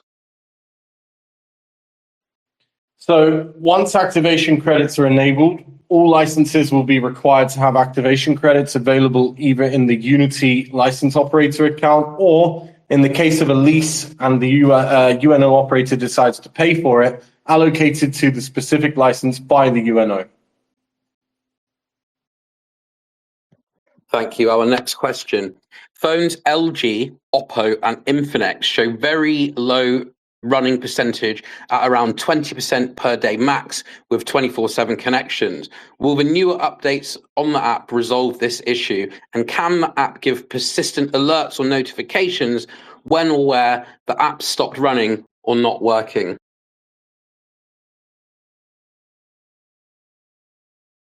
Okay, so significant improvements have been made to uptime stability across a wide range of devices. That said, a small edge case subset of devices, often due to manufacturer-specific background process restrictions, may still experience reduced uptime. These cases are typically device and OS specific rather than indicative of a general network issue. When uptime-related issues are observed, we ask that they be reported via the official bug reporting form or the Telegram bug report box so that the technical team can review the specific device and its configuration. Where issues are identifiable and resolvable at the application level, fixes are included in subsequent updates. It's also important to note that some devices enforce aggressive power management or background limitations at the operating system level. Persistent alerts and notifications are actively being implemented. They will be available in the upcoming update, and these will allow participants to receive clearer visibility into the application state, changes, and to manage notifications based on priority, including scenarios where the app is paused or stopped. Our next question. When does the team plan to release the marketplace for trading licenses and NFTs? Could you please specify a quarterly timeframe? Yes, Unity intends to release a public marketplace for UNO or Unity Node software licenses and the Unity operator software licenses. This marketplace is planned to be comprehensive in scope, and its functionality will evolve and expand over time. Details regarding features and rollout and sequencing will be communicated through an upcoming release of the roadmap, as previously stated. As with other components of the network, development and release will follow confirmed readiness rather than fixed calendar dates. Our next question, the community member would like to say thank you to the team for the opportunity to participate in the Unity project and fingers crossed for its full success. The question is, could the team treat Unity node holders more like active partners, sales representative, rather than passive investors? We're particularly asking for a greater transparency, especially regarding timelines. Many of us, including myself, plan to build our own networks and businesses around Unity. To do that effectively, we need not just the vision, but concrete data and firm timelines, even if only quarterly or approximate. Right now, the lack of specific information, the dates make it hard to plan and invest confidently around our networks. As engaged UNO holder, I feel this is holding us back, even though guidance would help a lot. For example, in Q1 2026, we plan to increase rewards 5 to 10x to drive network growth and achieve viral effects.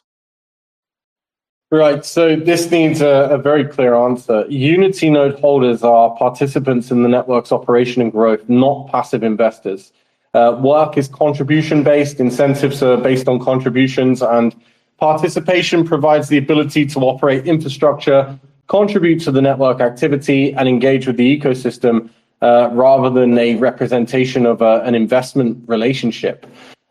Feeding around planning clarity and transparency is understood. At the same time, Unity operates a live production network where sequencing depends on technical readiness, regulatory considerations, and external commercial factors that cannot always be reliably forecast to fixed timelines.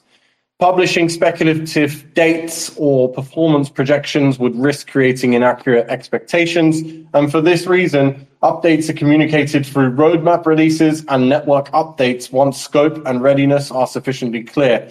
As the network continues to mature, the level of detail shared is expected to increase, whilst remaining grounded in confirmed delivery rather than forward-looking projections.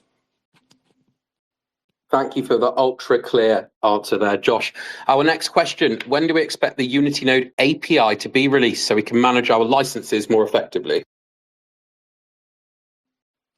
Okay, so which Unity Node API are we referring to?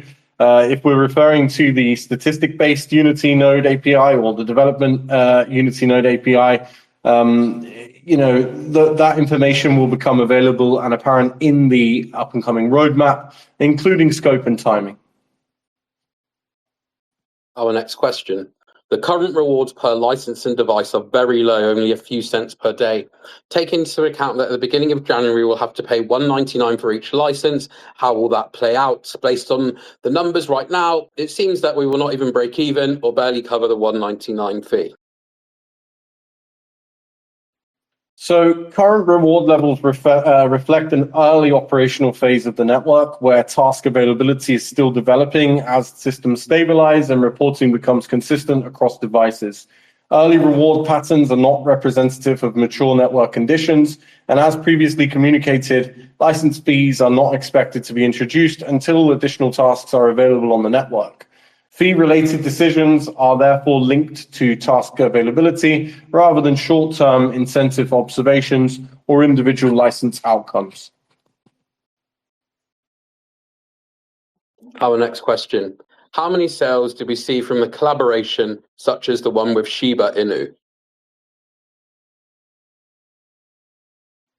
So Unity Network does not publicly break down sales figures by individual collaborations or communities. Partner initiatives, including ecosystem collaborations, are designed to support long-term awareness, education, and network growth rather than being measured solely by immediate or directly attributable sales.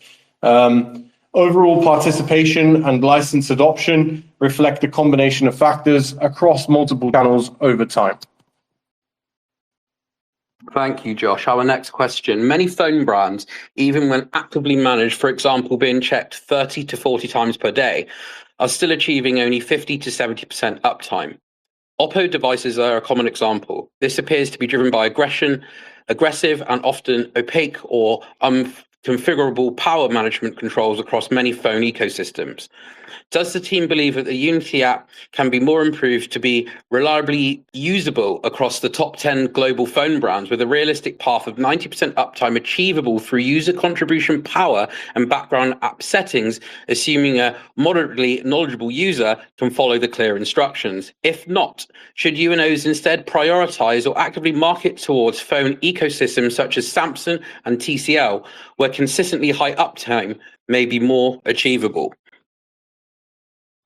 The team will definitely look into this, but it's not an ideal operating system to run in this context. It's important to note that this refers to the operating system rather than the device itself. In many cases, these devices can be installed with a custom operating system. An application cannot prevent an operating system from applying battery management. Only the settings of the operating system can handle this. It can only sort of request an exception. So applications operate under the supervision of the OS, and ultimately it's up to the OS whether such exceptions are honored or recognized. We are actively exploring ways to improve reliability. If you are seeing low uptime or inconsistency across devices, please do submit a bug report. And obviously, we're intentionally avoiding root-based solutions and cannot recommend them as they bypass critical features of the device and could introduce additional risks to your device. Thank you, Josh. They're all important answers, but that one was very important as well. The next question, how many WMTX and MNTX have been locked up from the node sales so far?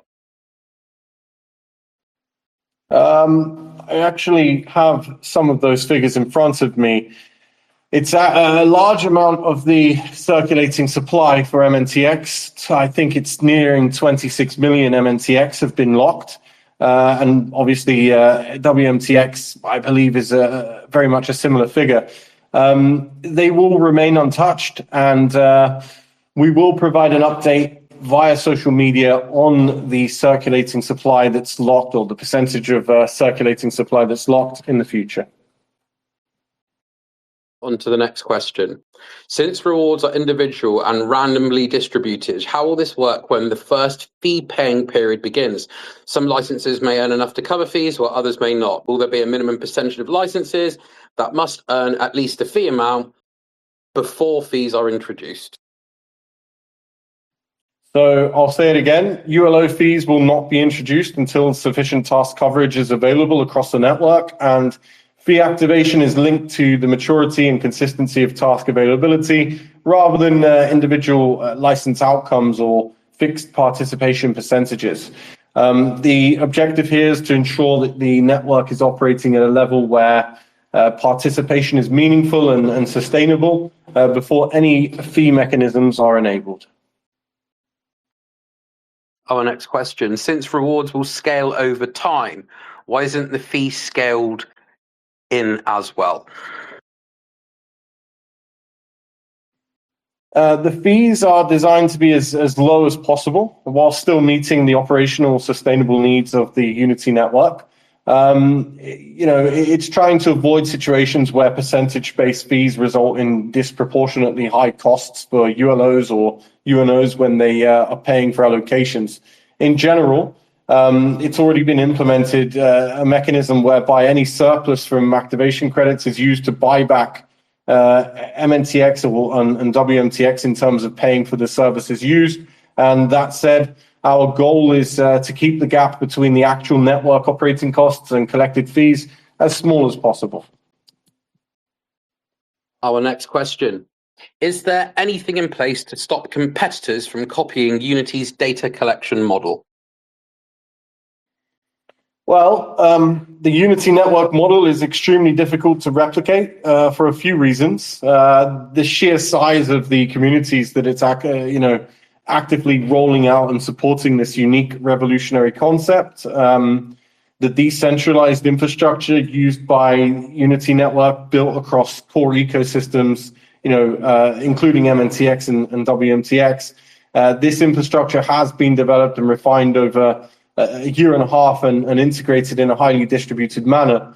The extensive global distribution of ULOs has already achieved a massive, tremendous feat in a relatively short period of time, and the many years of prior testing and iteration that underpin the current implementation, as well as the strong relationships with a wide range of industry partners, carriers, and other key commercial stakeholders. So the depth of expertise, experience, and domain knowledge, it's not an easy job to replicate what we have today. A lot of companies that have existed for a very long time in the edge network space still don't have the kind of global coverage and geodiversity that Unity provides today. And that's, part of what makes Unity Network so potentially massive in terms of value. Josh, could you tell us, if regulations tighten, what part of the model is most at risk? Devices, licenses, or payouts? Right, so there's an extreme amount of effort and extremely careful approach to avoid any regulatory issues. The framework's based on regulations that have been stable for a long period of time. The only realistic restriction we foresee would be the introduction of new sanctioned countries for VoIP or related reasons. However, we believe it's more likely that restrictions will ease rather than tighten. Regardless, in the hypothetical event of regulations tightening, the team is well prepared. There's a team of experienced lawyers located around the world with a broad range of expertise who can advise on and implement any necessary changes to ensure continued compliance. And Josh, are any of the buyers exclusive, one-time offer types, or long-term contracted, for example, under multi-year agreements? There's a mixture of commercial agreements. Many task categories are associated with recurring demand and therefore typically governed by longer-term commercial relationships, reflecting ongoing operational needs from telco operators or enterprises, public sector users, etc. In parallel, the network also supports on-demand usage through APIs, allowing customers to consume services without long-term commitments. So participation through this channel is expected to grow organically, especially as the developers program rolls out and as awareness and adoption increases. Current commercial engagements are actively being developed and sustained. We expect more volume. They have repeat usage in mind rather than one-off or exclusive arrangements. Thank you, Josh. Our next question. Will Unity ever prioritize licenses in terms of geographical, e.g. Africa and Europe? That won't be the case unless a task has a specific requirement for information that can only be obtained from a particular geographical region or location. General tasks will not be limited or favor specific regions. Instead, task allocation is linked to overall operator reliability, particularly in terms of uptime and connectivity. Do node holders get voting power on fees, splits, or expansion? So there is definitely something in the works in this area, potentially relating to a DAO. Whilst we cannot share all the details at this time, we encourage you to obviously keep an eye on official channels for updates once more information is available for release. Can Unity blacklist regions, carriers, or specifically device types? Sanctioned countries are blacklisted. Unity Network will blacklist sanctioned regions consistently, but will not intervene beyond that. The purpose of the network is to remain as distributed as possible, and intervention will be kept to an absolute minimum. I'd just like to follow on from the community member that read those questions, he would just like to say a great thank you to everybody on the Unity team for all the hard work. So thank you ever so much. Okay, we will now go to the next question.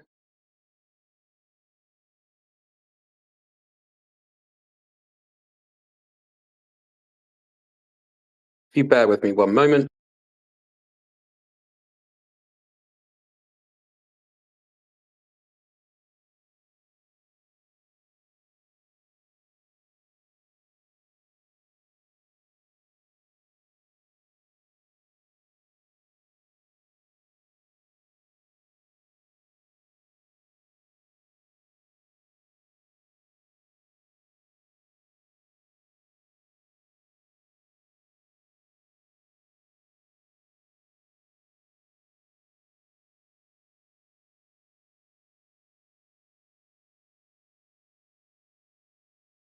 I do apologise, I just had a small issue with the Wi-Fi. So our next question, from what date will Unity be able to accept requests from the general public? In other words, if I'm a developer, when will I be able to run tasks on the Unity platform? The developer platform has not yet been publicly released, although we are seeing significant interest in it. Exact dates are yet to be announced for its availability. We will be offering beta testing for the development program and the developer platform. Multiple languages are supported, including Python and a couple of other languages. And we have some very unique and interesting API core functionality that will be available to developers to execute tasks on the Unity network. Fantastic. I think that's very exciting. Could you please show us also, Josh, how the data generated by Unity from the task it's completed for its partners is recorded on the MWC blockchain? Maybe a video would be great. I think you mean WM chain. It's currently being rolled out, and once the migration is complete, we will be happy to share a video on demonstrating this process.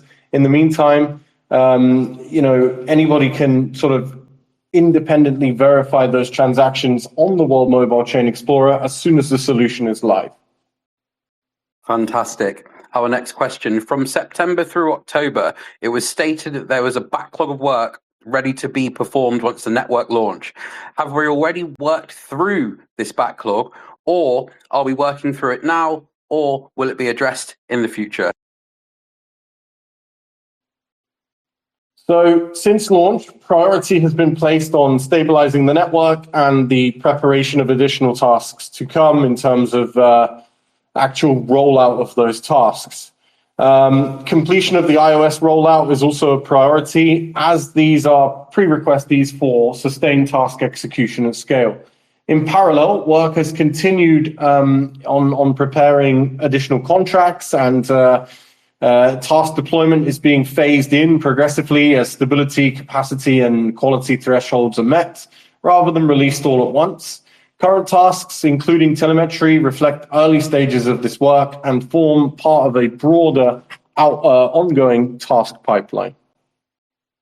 Fantastic. Our next question. With the latest version of the app, the uptime graphs are shown in green, yellow, and red. Is there always a specific reason when performance drops? If so, could additional information be provided when clicking on a lower performing bar so the ULO can address the issue and improve uptime towards the 100% target?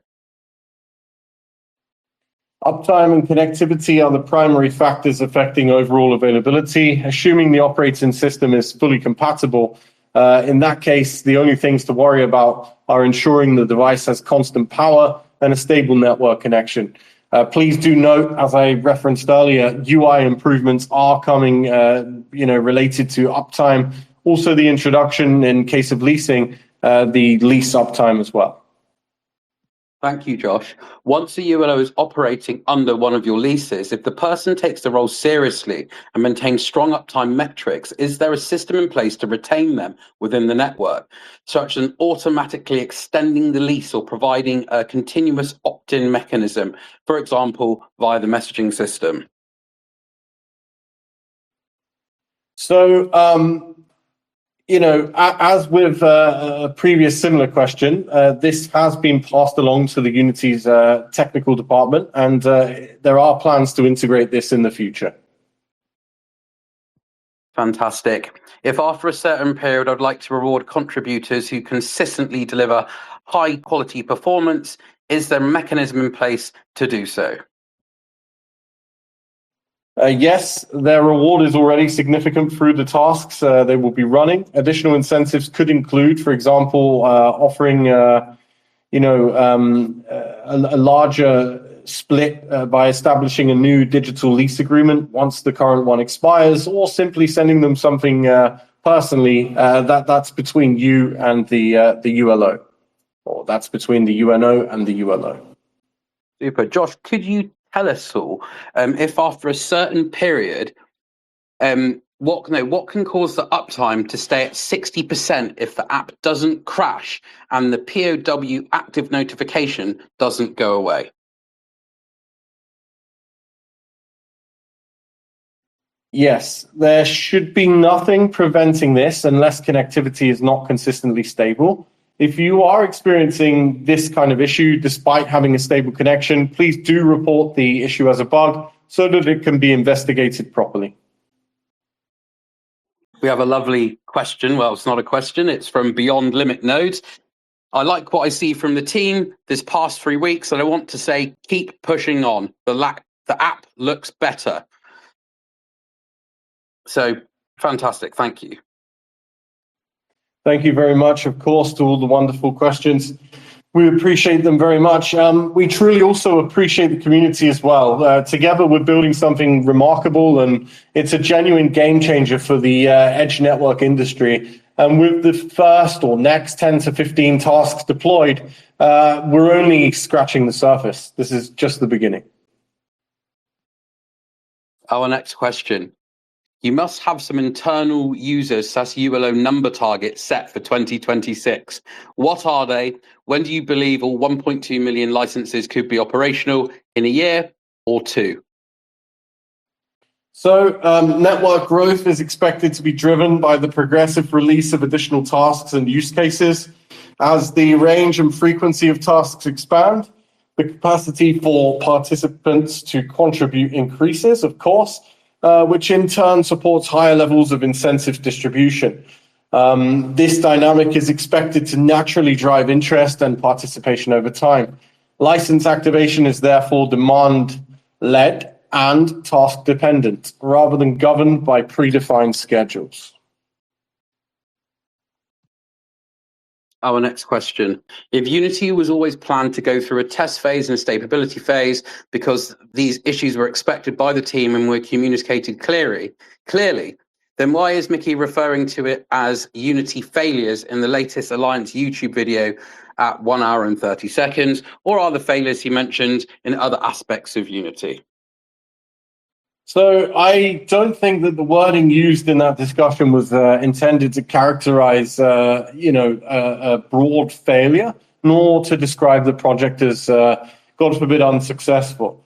We're seeing a huge demand from our commercial side. We are seeing progress made every day, every hour of every day. I think it was more referring to the kinds of technical issues, bugs and edge cases that naturally arise during the rollout of a large-scale multi-platform system, particularly one operating across such a wide range of Android devices and preparing for iOS and web releases. So, as Omri mentioned earlier, these challenges are a normal part of developing and operating new infrastructure at this scale. They are actively being identified and addressed by the team. Your bug contributions assist in the identification of any issues with the application.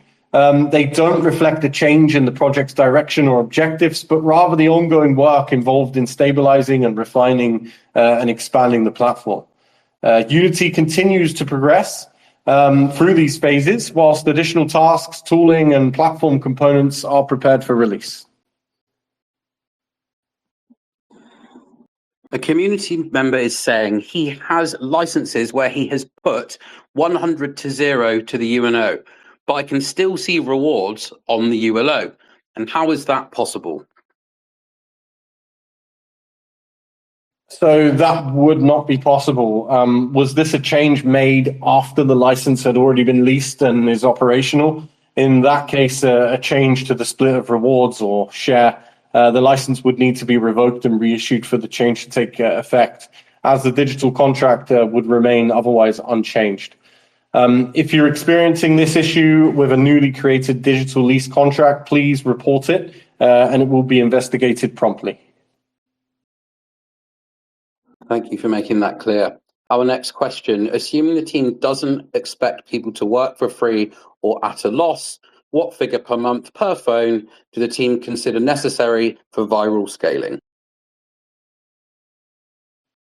Okay, so Unity does not define a fixed reward figure per device or per month as a prerequisite for growth.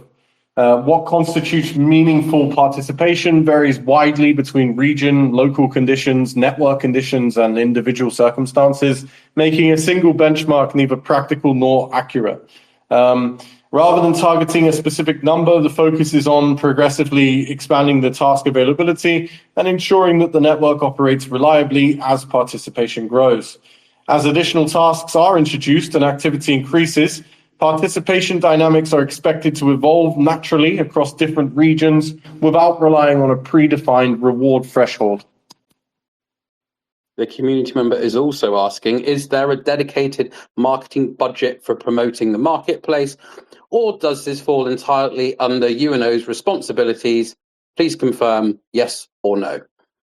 The very exciting marketplace ahead of us will be marketed through multiple channels, including the addition of existing and new Web3 partners. Increased awareness initiatives will, with those partners, general advertising and more. All marketing rollouts will be communicated at the time of execution. Josh, could you tell us, are there any signed commercial contracts in place? The gentleman would say, please confirm yes or no. Yes, absolutely, definitely. So details on commercial partnerships will be released in the future. And we also expect to be joined on up-and-coming AMAs by some of those commercial partners. And they have a lot to say about the Edge network. They are some of them are extremely excited to see those new tasks roll out because they solve some very serious business analytics and insights for those commercial partners. Super. Thank you, Josh, for sharing those details. Next question: Why does the only currently available task in the app lack a description of the functionality, like the meaning of green/grey indicators are, and also the blue text? So the green indicator enables you to see if you're connected to the network. The grey indicator says that you're not connected to the network, and the tasks, descriptions, and overall view will be improved in upcoming updates. This tab has been implemented as a foundation for the next phase. I hope that answers the question. And an additional question from the same community member: why is the rewards algorithm not described? Operating without visibility into reward mechanics is analogs to be expected to comply with rules that are not disclosed. No, the rewards mechanism in its current stage or states should be clear. Let's make some clarity on this. Telemetry is based on data. Data is only available for collection if your device is online and connected to the Unity network. If you're not online and not connected, your contribution is less than that, obviously, if you're online and connected. Super. Thank you, Josh, for answering those series of questions from that community member. Our next question: when will ADA be added to payouts? The ADA redemption method as a withdrawal option is already operational and available for use today. Our next question: I think the biggest issue for me is that the team does not treat this as a true partnership between UNO and Unity. We are responsible for the growth of the network, so we must know where the project currently stands.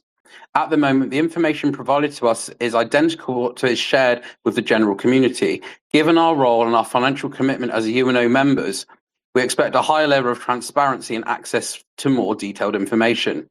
There should be a separate group exclusively to UNO members in which we receive the same level of information as ambassadors. There is no reasonable argument against this. We have invested a significant portion of our hard-earned money into this project, and we have provided the team with more than the USD euro of 12.5 million in capital. For example, there will be a weekly schedule between UNO ambassadors and the team, fixed date and time, no recording. We're willing to do our part by growing the diversity and diversifying the network, but not if we are excluded from key information that is shared with everyone else, regardless whether they are UNO members or not. This approach would significantly reduce speculation and, in my opinion, improve overall sentiment within the group. Right, so Unity node operators are participants in the operation and growth of the network, not investors in Unity as a company. Participation grants the ability to operate infrastructure and contribute to the network, but it doesn't create an investment or shareholder relationship. This being said, the feedback around communication depth and clarity is understood. Unity aims to keep information consistent and accurate across the ecosystem to avoid fragmentation or speculation or the perception of preferential disclosure. For this reason, core updates are typically shared publicly once they're confirmed and ready. At the same time, the team recognizes the value of experienced operators and ambassadors in shaping the network and providing informed feedback. Structured formats for deeper operational discussion are being evaluated, but any such initiatives must align with the transparency, consistency, and operational practicality. The focus remains on improving the quality and clarity of the updates as the roadmap progresses, rather than creating information between groups. Feedback like this is helpful in how we refine communications and evolve over time. Thanks, Josh. Our next question, it's actually a follow-on. I would like to add that the Unity team talks about Unity's success today in no small part, referencing that ULOs are being run in over 90 countries and 900 cities across the globe. A huge achievement, perhaps one of the most dispersed edge networks on the planet.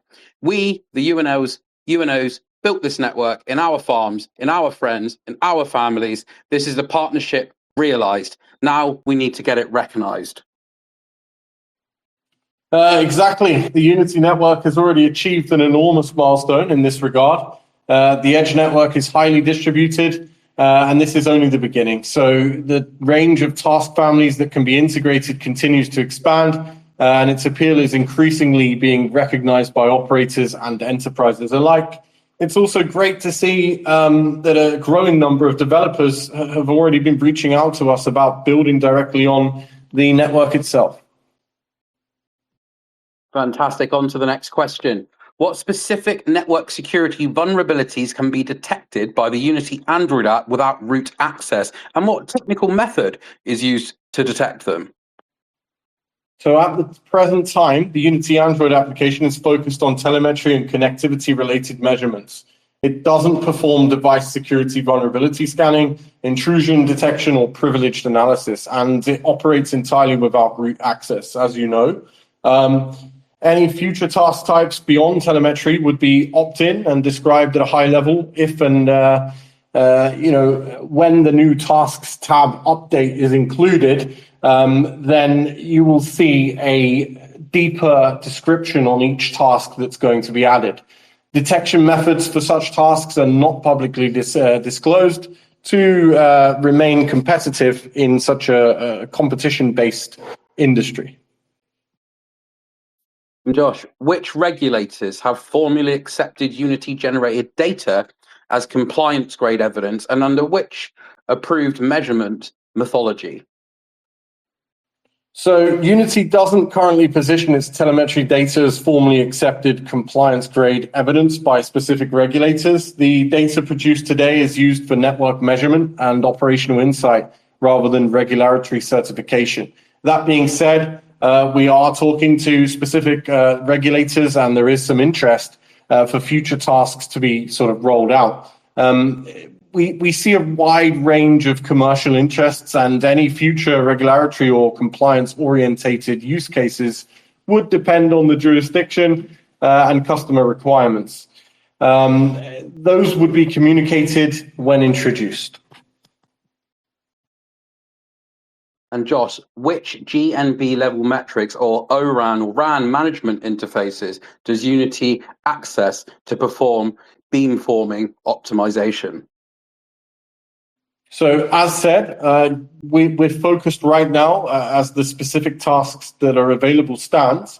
It doesn't access GNB level metrics or RAN interfaces or RAN management systems. And the Unity application runs on end user devices and is limited to measurements observable from the device itself. The current telemetry tasks do not involve network side optimization or control plane access or RAN configuration. But I do understand what you're talking about, and we do have some commercial discussions ongoing. Some of the detailed information is not accessible from a device level in terms of your questions, but what is available, where we see commercial viability, we will pursue those commercial contracts. Our next question. Which specific fraud types does Unity claim to detect? Is it Wangiri, IRSF, Symbox spoofing? And which signaling interfaces or data feeds? Is it SIP, SS27, diameter CDRs, or are used to detect them? So the telemetry tasks do not perform fraud detection, such as the ones you mentioned, like Wangiri or Symbox detection. The network is entirely capable of doing so. And one of the next tasks to come out will be Wangiri and IPRN and Symbox detection, or CLI spoofing or DLR spoofing for SMSs, etc. Right now, the network is not ingesting signaling interfaces such as SS7 or diameter or SIP or operator CDR feeds at this time. As I said, the network currently focuses on telemetry-based tasks, and additional tasks will be introduced in the future. Those tasks will be opt-in and announced explicitly. Today, the Unity network activity is centered around telemetry, and we're looking forward to having some of those telecommunications verification tasks go live. They have extreme potential value. And personally, I've had some great conversations with our commercial partners around this topic. Some tasks, typically today are priced at around 15 UK pounds, for example, per test. We are securing as many of these tasks as possible for deployment on the network, where volumes are available in the huge numbers of volume that is available. So we're really excited to deploy these tasks. They are telecommunications related tasks. There's a number of tasks that we're excited about, and I really look forward to the release because they are somewhat part of the future of Unity. The community member Jason would like to first of all say a thank you to the team for the continued hard work behind the scenes. It's clear a lot is being built and progressed. His question is, a question many in the community seem to share is around time expectations. Do you have a rough outlook on when we might see a fully deployed edge network, consistent task availability, and more sustainable reward levels? I appreciate this is a difficult question to answer as you don't want to give false hope. However, I believe that addressing this question would help ease a lot of negative sentiment in the community. We don't need a precise date. We just like to understand whether this is more likely to be weeks, months, or years. Answering this question would go a long way in helping users set realistic expectations and stay confident in the project's decision. Keep up the good work. So, let's give a detailed answer here. The project's direction is obvious. We are creating the largest edge network in the world. It's also the most geodiverse edge network in the world. And I don't think it's something that, is available today. When we have our commercial discussions, especially for telecommunications related commercial discussions, we seem to have more cities online than any other edge network out there today. It's understandable that you want a clear sense of timing, and the question itself is reasonable. The reality is that Unity is progressing through a sequence of stages rather than towards a single finished moment, and there is no instant point where everything switches from, incomplete to complete. Right now, the task that you're running today is a completed task. Volumes are expected to increase. Commercial agreements are in place. Additional commercial agreements are being put in place. And what matters most is the continued deployment of additional tasks on the network. As these tasks are introduced and remain active, consistency naturally increases and the network begins to behave more predictably. This is a progressive process rather than a single release event, I would say. And because task rollout and client onboarding and platform readiness all depend on technical factors, it wouldn't be responsible to frame this in terms of week versus months. So doing so would risk creating expectations that don't reflect how a live evolving network actually matures. So what I can say is that the network is already operating. Additional tasks are planned for release and progress is measured by what is deployed and running, not by future statements or future looking statements. Updates will continue to be shared as concrete milestones are reached, and participants will be able to judge progress based on observable changes rather than projections. While this does take time, each step forward is tangible and the direction of travel is clear. Thank you for such an in-depth reply. Fantastic. Our next question regards to ULO licenses. Can you confirm whoever uses the lease code I supply won't be able to see my email address, name or wallet address anywhere in the app? Privacy is crucial for me.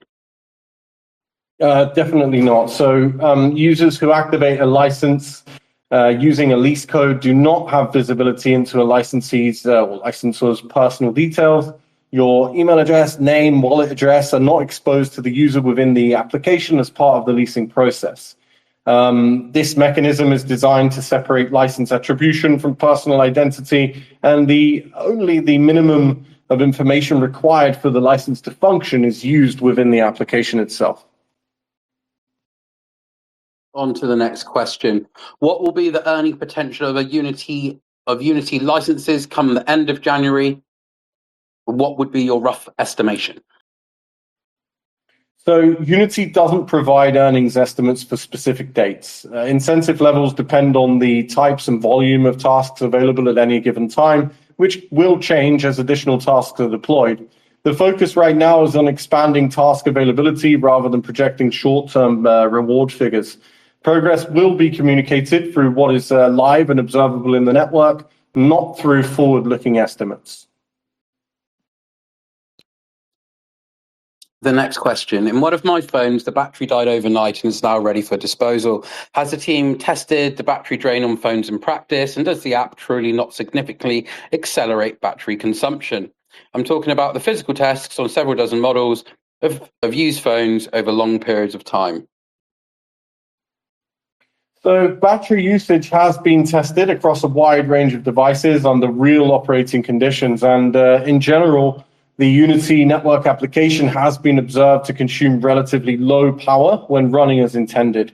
That said, battery performance can vary significantly depending on device age, battery health, manufacturer optimizations and settings, and operating system behavior. So if a device already has a degraded battery, continuous operation may accelerate failure, regardless of the application being used. If you observe unusually high battery drain on a specific model, we do encourage to report that behavior via the bug reporting tools to the team so that they can review the configuration and the behavior.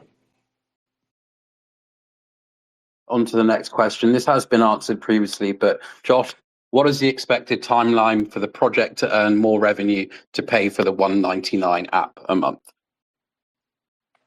I think its current rewards reflect an early operational phase with telemetry as the baseline task. And as additional tasks are deployed and the volume increases, overall incentive activity is expected to evolve accordingly and naturally.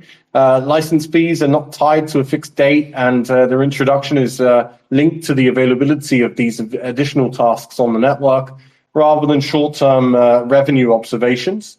The focus at this stage is on expanding task availability and operating the network reliably, rather than projecting when individual licenses may cover specific cost thresholds. It's important to note that those fees are not yet introduced. And as I said earlier during this session and previously, the fees will not be introduced until adequate tasks have been deployed to the network. Thank you, Josh. On to the next question. Regarding withdrawals, where is Unity buying the tokens that are selected as the payout currency?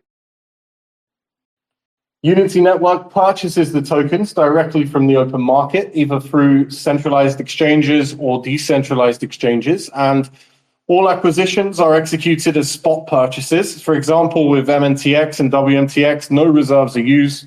Instead, fresh MNTX and WMTX are bought directly from the market when they are selected as the redemption coin method. Our next question, is it possible for the UNOs to have a UNO-only channel, either on Discord or Telegram, that requires UNO ownership for access? This could be a space for UNOs to discuss business-level concerns such as marketing, approaches to mass licenses management, succession planning, partnerships, etc. And it is possible for the ULOs to have a sub-channel on Telegram where they can ask and discuss license-specific questions. So we are aware that a poll is currently running in the official Unity Nodes channel, and that we appreciate the community taking the time to share their view. Feedback from that poll will be taken into account as part of our review how communication channels are structured going forward. As the network grows, we're of course looking at ways to improve organization, signal quality, and relevance of discussions, including ownership verified and role-specific spaces. Any decisions or changes will be communicated clearly through the official channels once finalized. Super, thank you, Josh. On to the next question. Is it possible to revoke a license before the lease ends in case the ULO isn't paying up and not keeping the phone proof of work active as required by lease agreements? If yes, how does this fee get adjusted towards the UNO from the balance of the credit, which UNO may be given for activation?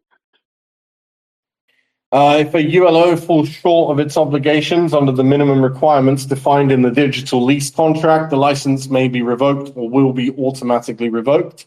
And if the UNO has allocated activation credits to that specific license, the remaining days will stay attached to the license and can be used with another lease operator. The activation credits are not transferable to the ULO. They remain associated with the license itself. Josh, could you tell us, how do UNOs reach out to the ULO through the app or website to inquire, suggest about his uptime or update or possible warning to revoke the license?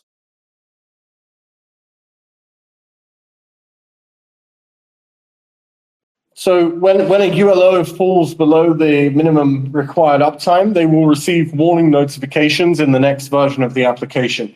If the ULO does not correct the situation, the licenses may be revoked or will be automatically revoked. The automatic revocation feature will be implemented in the next version, ensuring that UNOs do not need to constantly monitor the ULO performance. Yeah, it's a very good feature. I'm looking forward to that myself. Okay, on to the next question. Can we have any means to manage licenses from websites the way we do in the app, like activation or binding, or seeing a list of all of them together? The web application will allow UNOs to manage, view, and list their available licenses amongst a variety of other features. For ULOs, however, the license binding can only be performed on a mobile device at this time and cannot be done through a web portal. Okay, this is another question regarding uptime. So, Josh, why is there so many differences in uptime between devices, and what ideas does the dev team have to solve these issues, and how long will it take approximately measured in quartals? So in general, the uptime issues were largely related to UI problems. These have mostly been resolved, and most devices are now displaying correct uptime values. However, if there are still some devices, or there may still be some devices experiencing issues with this element, in certain cases, these can be resolved, while in other cases, they may persist temporarily due to operating system restrictions imposed by the device itself. If you experience any uptime-related issues, please complete the bug report form on the website or via Telegram. The technical team will review the specific case and address the issue.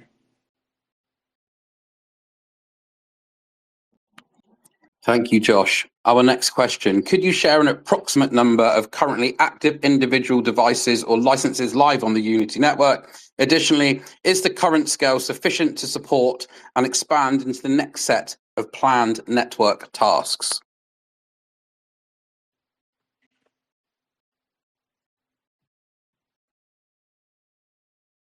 So Unity does not currently publish real-time counts of active individual devices or licenses, and these figures fluctuate continuously as devices come online and offline and as operators adjust their setups. Visibility into network-level metrics and analytics, including device and license activity, will be made available through the up-and-coming Unity Network Explorer once released. What can be shared today is that the current scale of the network is sufficient to support the deployment of the next set of planned tasks, and the network is already broad in terms of geographic distribution and device diversity. I would say extremely broad for that point. These are the primary requirements for expanding task execution beyond telemetry, and the additional tasks that are being introduced progressively based on readiness and stability rather than hitting a specific device or license count. The network is at the level where it's ready for additional device task deployments, and we're very excited to see those next tasks go live. Super. Thank you, Josh, for that. We're actually ending now. This will be the second to last question before we go into questions from the live audience. I know there's been a lot of you joined us today, so if you all could prepare yourselves to come to stage if you have any questions. Maybe we've missed something, maybe there's something you've thought of, but it'd be great to have you live on stage. So anyway, our second to last question, Josh. What is the reason behind setting the withdrawal limit to $150? And what is its purpose? If the rewards are expected to reach a higher estimated level of several dozen or even 7 tens of dollars per licensed phone, then people with many licenses would have to pay transaction fees multiple times. This move suggests that the team does not expect a rapid increase in rewards. If that is the case, please confirm. Thank you. Okay, so it's the initial security limit, and that limit will increase in the near future. This has been put in place to avoid any hiccups whilst the system is brand new. You can make multiple withdrawals per day. There is no limit to the amount of withdrawals you can make per day. The only limit is right now that the overall individual task or overall individual withdrawal limit is $150. You can expect this to increase in time.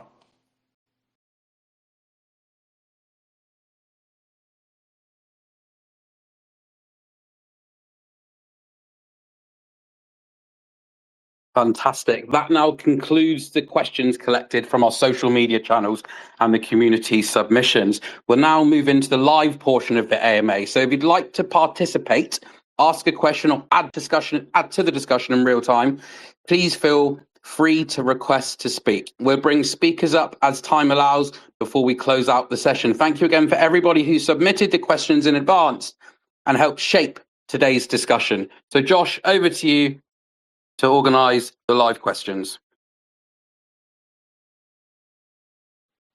Thank you very much. I appreciate your time, ladies and gentlemen. Obviously, we've been here for 2.5 hours already. Some excellent, intriguing questions, and I hope that we have provided clarity in the answers that we gave. If you found that any question did not have sufficient clarity, please do feel free to submit it to the next session, although I believe that detailed answers were provided for each question.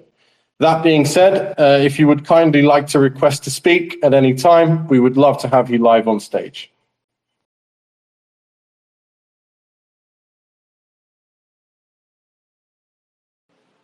Hi guys, can you hear me?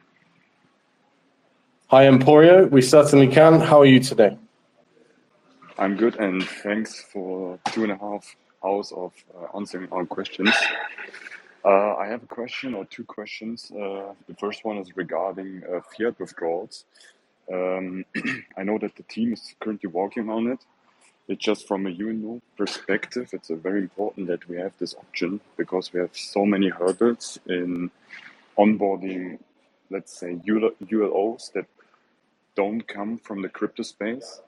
If we don't have this option, because when I talk to ULOs that have nothing to do with cryptocurrency, you have to set up an account at a centralized exchange. You have to overcome so many hurdles on that path that it would be super important that we have this feature once the, let's say, overall marketing campaign has to start from our side to onboard new users.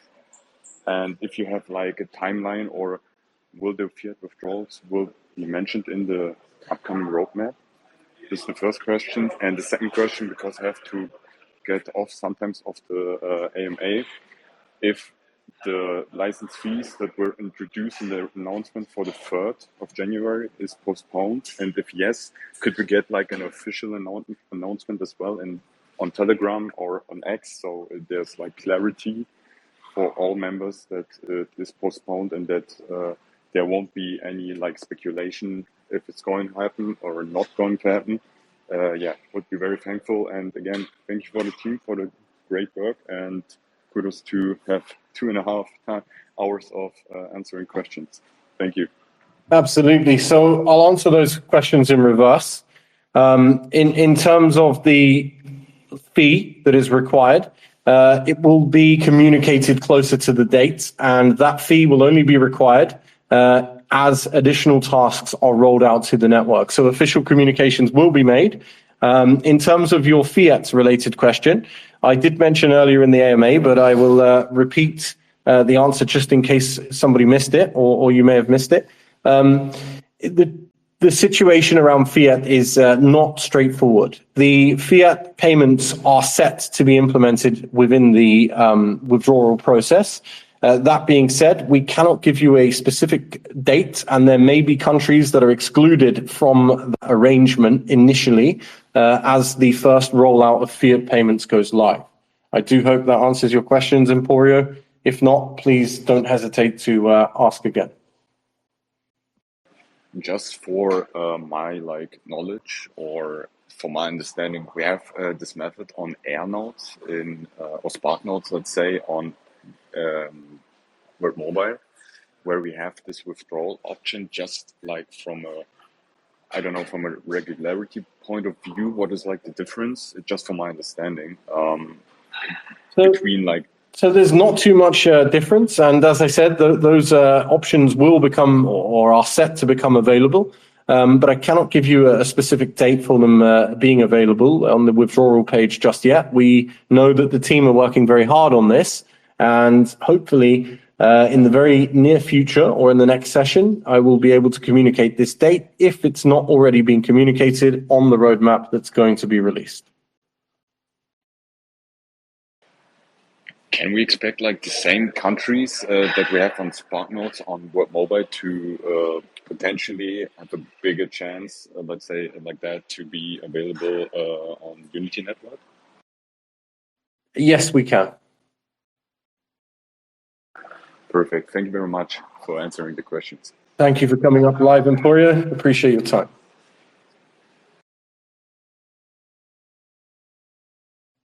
If we could please ask the next live speaker to request to speak, that would be excellent. Hi, Abhinay. How are you today? Hi, Josh. Thank you for this opportunity. I have a couple of questions. I will not be touching anything that you already answered in the AMA. First question is about how we onboarded first. When I purchased the notes, I signed up as using a KYC, not a KYB, but I paid all the amounts and purchase the notes on behalf of my company, okay?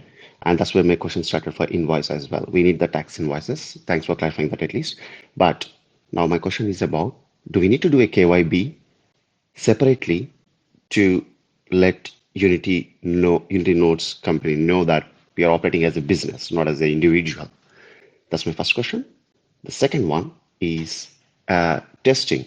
So you mentioned that yes, 1 year has been tested. With all internal, I would say, mobile phones or individual teams. So as we all got ULOs and UNOs onboarded now, we have that many countries and these many devices. Can we be used for testing in a closed group like how we do for World Mobile as well? Okay, thank you. Okay, so regarding your first question, if you could submit your question to support@unitynodes.io, you will receive the appropriate response. I cannot give you a response to that question today.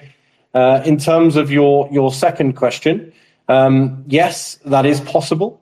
And as we grow and as the network progresses, such opportunities will be made publicly and will be announced clearly.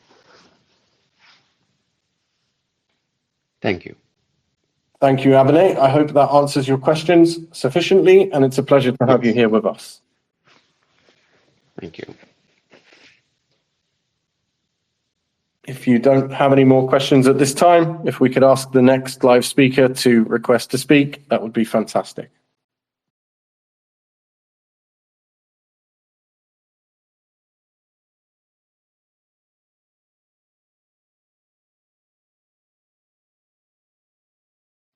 So at this time, we don't see any additional requests, so I think I'll make a closing statement. If any additional speaking requests come up during the closing statement, then I will pause whilst we take those live questions.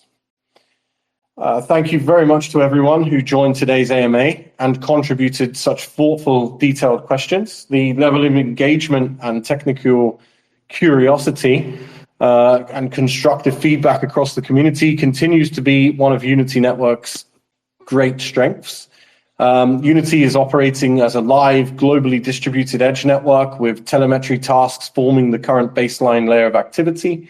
And this phase is intentionally focused on stability, consistency, and scale across a very wide range of devices, operating systems, network environments, and regions. The data being generated today is operational data, and it directly supports the deployment and validation of the next wave of task families.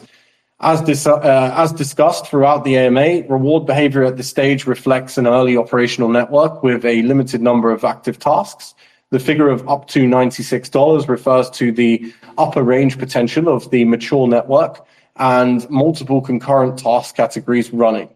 It was never intended to represent a day one outcome, and as additional tasks are introduced and sustained, reward patterns will evolve accordingly. The direction of travel is clear. Progress will continue to be measured by what is live, observable, and running on the network. Over the coming period, the focus remains on deploying new tasks, improving task visibility and opt-in controls, refining uptime and reporting accuracy, and expanding the supporting tooling around license and node management.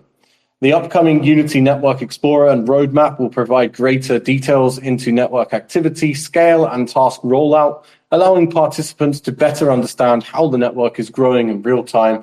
And we want to thank all Unity node operators and Unity license operators for the role they play in building this people-powered network. The geographic distribution already achieved, spanning dozens of countries and hundreds of cities, is a significant milestone and a strong signal of what this architecture enables. Each device online, each task executed, and each improvement shipped strengthens the foundation for the next phase of growth. As we move forward, communication will continue to prioritize accuracy over speculation, confirmed delivery over provisional timelines, and observable progress over forward-looking projections. Further updates, including the next AMA, will be announced through official channels. Finally, to everyone in the community who celebrates, we wish you a very happy holiday season and warm seasonal greetings. Thank you for your continued support, patience, and collaboration. We look forward to sharing the next milestones with you and continuing the journey together. Until next time, thank you very much.